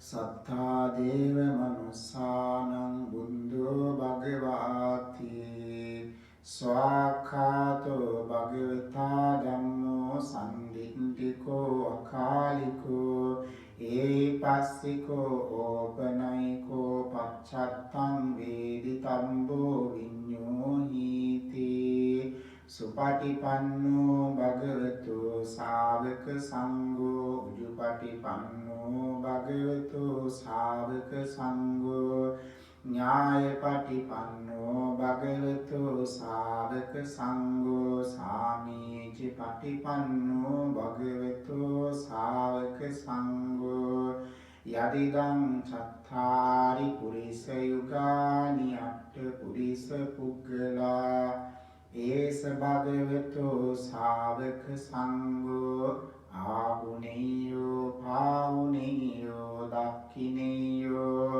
අංජලි කරණීයෝ අනුත්තරං පුඤ්ඤං කිත්තං ලෝකස්සාති සාදු සාදු සාදු වන්දාමි චේතියං සම්බං සම්මඨානි සුපතිට්ඨිතං සාරීරික ධාතු මහා බෝධින් බුද්ධ රූපං සකලං සදා වන්දාමි චේතියං සම්බං සම්මඨානි සුපතිට්ඨිතං සාරීරික ධාතු මහා බෝධින් බුද්ධ රූපං සකලං සදා වන්දාමි චේතියං සම්බං සම්මඨානි සුපතිට්ඨිතං සාරීරික ධාතු මහා බෝධින් බුද්ධ රූපං සකලං සදා සාදු සාදු සාදු අප සෑම දිනා රැස් කරගත් උදාාරතර කුසල ධර්මය ඒකාන්තයෙන් අප සැමට උතුම් චතුරාර්ය සත්‍ය ධර්මාභෝධයේ පිණිසම වේවා කියන උතුම් ප්‍රාර්ථනාවෙන් යුක්තව ඉදං මේ පුඤ්ඤ කම්මං ආසවක්ඛයාවං හෝතු සබ්බ දුක්ඛා පමුඤ්චතු මෙම කුසලය අප සෑම දිනාතද අප නමින් මිය ගියා වූ සියලුම ඥාතීන්ටද සියලු දෙවියන්ටද සියලු සත්වයින්ටද ඒ අමා නිවන් සුවය පිණිසම හේතු වේවා වාසනාව වේවා සාදු සාදු සාදු තිරුවන් සමා කරගනිමු කායේන වාචා චිත්තේන පමාදේන මයා කෘතං අච්චයං කමමි බන්තේ භූරි පඤ්ඤ තථාගත කායේන වාචා චිත්තේන පමාදේන මයා කෘතං අච්චයං කමමි ධම්ම සම්දිට්ඨික අඛාලික කායේන වාචා චිත්තේන පමාදේන මයා කෘතං අච්චයං කමමි සංඝ පුඤ්ඤක්ඛිතං අනුත්තර සාදු සාදු සාදු ධර්ම ශ්‍රවණාන් සංසබලයෙන් මේ පින්ව සෑම දිනාටම සිතක් සාන්තියක් යහපත අභිවෘද්ධියක්ම සැලසේවා කියලා අපි ආශිර්වාද කරමු. සාදු සාදු සාදු ඕකාස වන්දාමි බන්තේ මයා කතම් පුඤ්ඤං ස්වාමිනා අනුමෝදිතබ්බං සාදු සාදු අනුමෝදන් ස්වාමිනා කතම් පුඤ්ඤං මයං දාතබ්බං සාදු අනුමෝදිතබ්බං සාදු සාදු අනුමෝදාමි ඕකාස ద్వාරත්තේන කතං සබ්බං අච්චය කමත මේ බන්තේ කමාමි කමිතබ්බං ඕකාස කමාමි බන්තේ ဒ ුතියම්පි ඕකාස කමාමි බන්තේ තතියම්පි ඕකාස කමාමි බන්තේ සාදු සාදු සාදු සීලවන්තං ගුණවන්තං පුඤ්ඤක්ඛේතං අනුත්තරං දුර්ලභේන මයා ලත්තං පස්තිතුං වන්තිතුං වරං සාරිපුත්තාදි තේරාණං ආගතං පටිපාටියං සද්ධා සීල දයාවා සම්බුද්ධ පුත්තං නමමහ සාදු සාදු සාදු විපල් බ්‍රොක්හි බද්දේක විහාරී ආරණ්‍ය සේනාසනය මගින් වෙසක් පුන් පොහෝදා ආරම්භ කළ සිව් දින සීල භාවනා වැඩසටහනේ තුන්වන දිනය වන අද දින එම සීල භාවනා වැඩසටහන නිමා කිරීමේ අවස්ථාවටයි දැන් අප එළඹ සිටින්නේ. මෙම වැඩසටහන අවසන් කරමින් ධර්මානුශාසනාව, භාවනා උපදෙස්, පුණ්‍යානුමෝදනාව සහ බුද්ධ වන්දනාව සිදු කළ පූජ්‍ය එප්පාවල සිරිනන්ද ස්වාමින් වහන්සේට අද දිනය තුල ප්‍රතිපත්ති පූජාවේ යෙදෙමින් සහ ධර්ම ශ්‍රවණය කරමින් අප සියලු දෙනා රැස් කරගත් සියලුම කුසල් වල බලයෙන් නිදුක් නිරෝගී චිරජීවනයේ වේවා ප්‍රාර්ථනීය බෝධියකින් ගරු ස්වාමීන් වහන්සේ උතුම් වූ නිර්වාණ අවබෝධය සාක්ෂාත් කර ගැනීමට හේතු වේවායි සාදුකාරදී ප්‍රාර්ථනා කරමු. සාදු සාදු සාදු. සුපුරුදු පරිදි අද පස්වරු 6:30ට ධර්ම දේශනාව පවත්වන්නට යෙදෙනවා. ඒ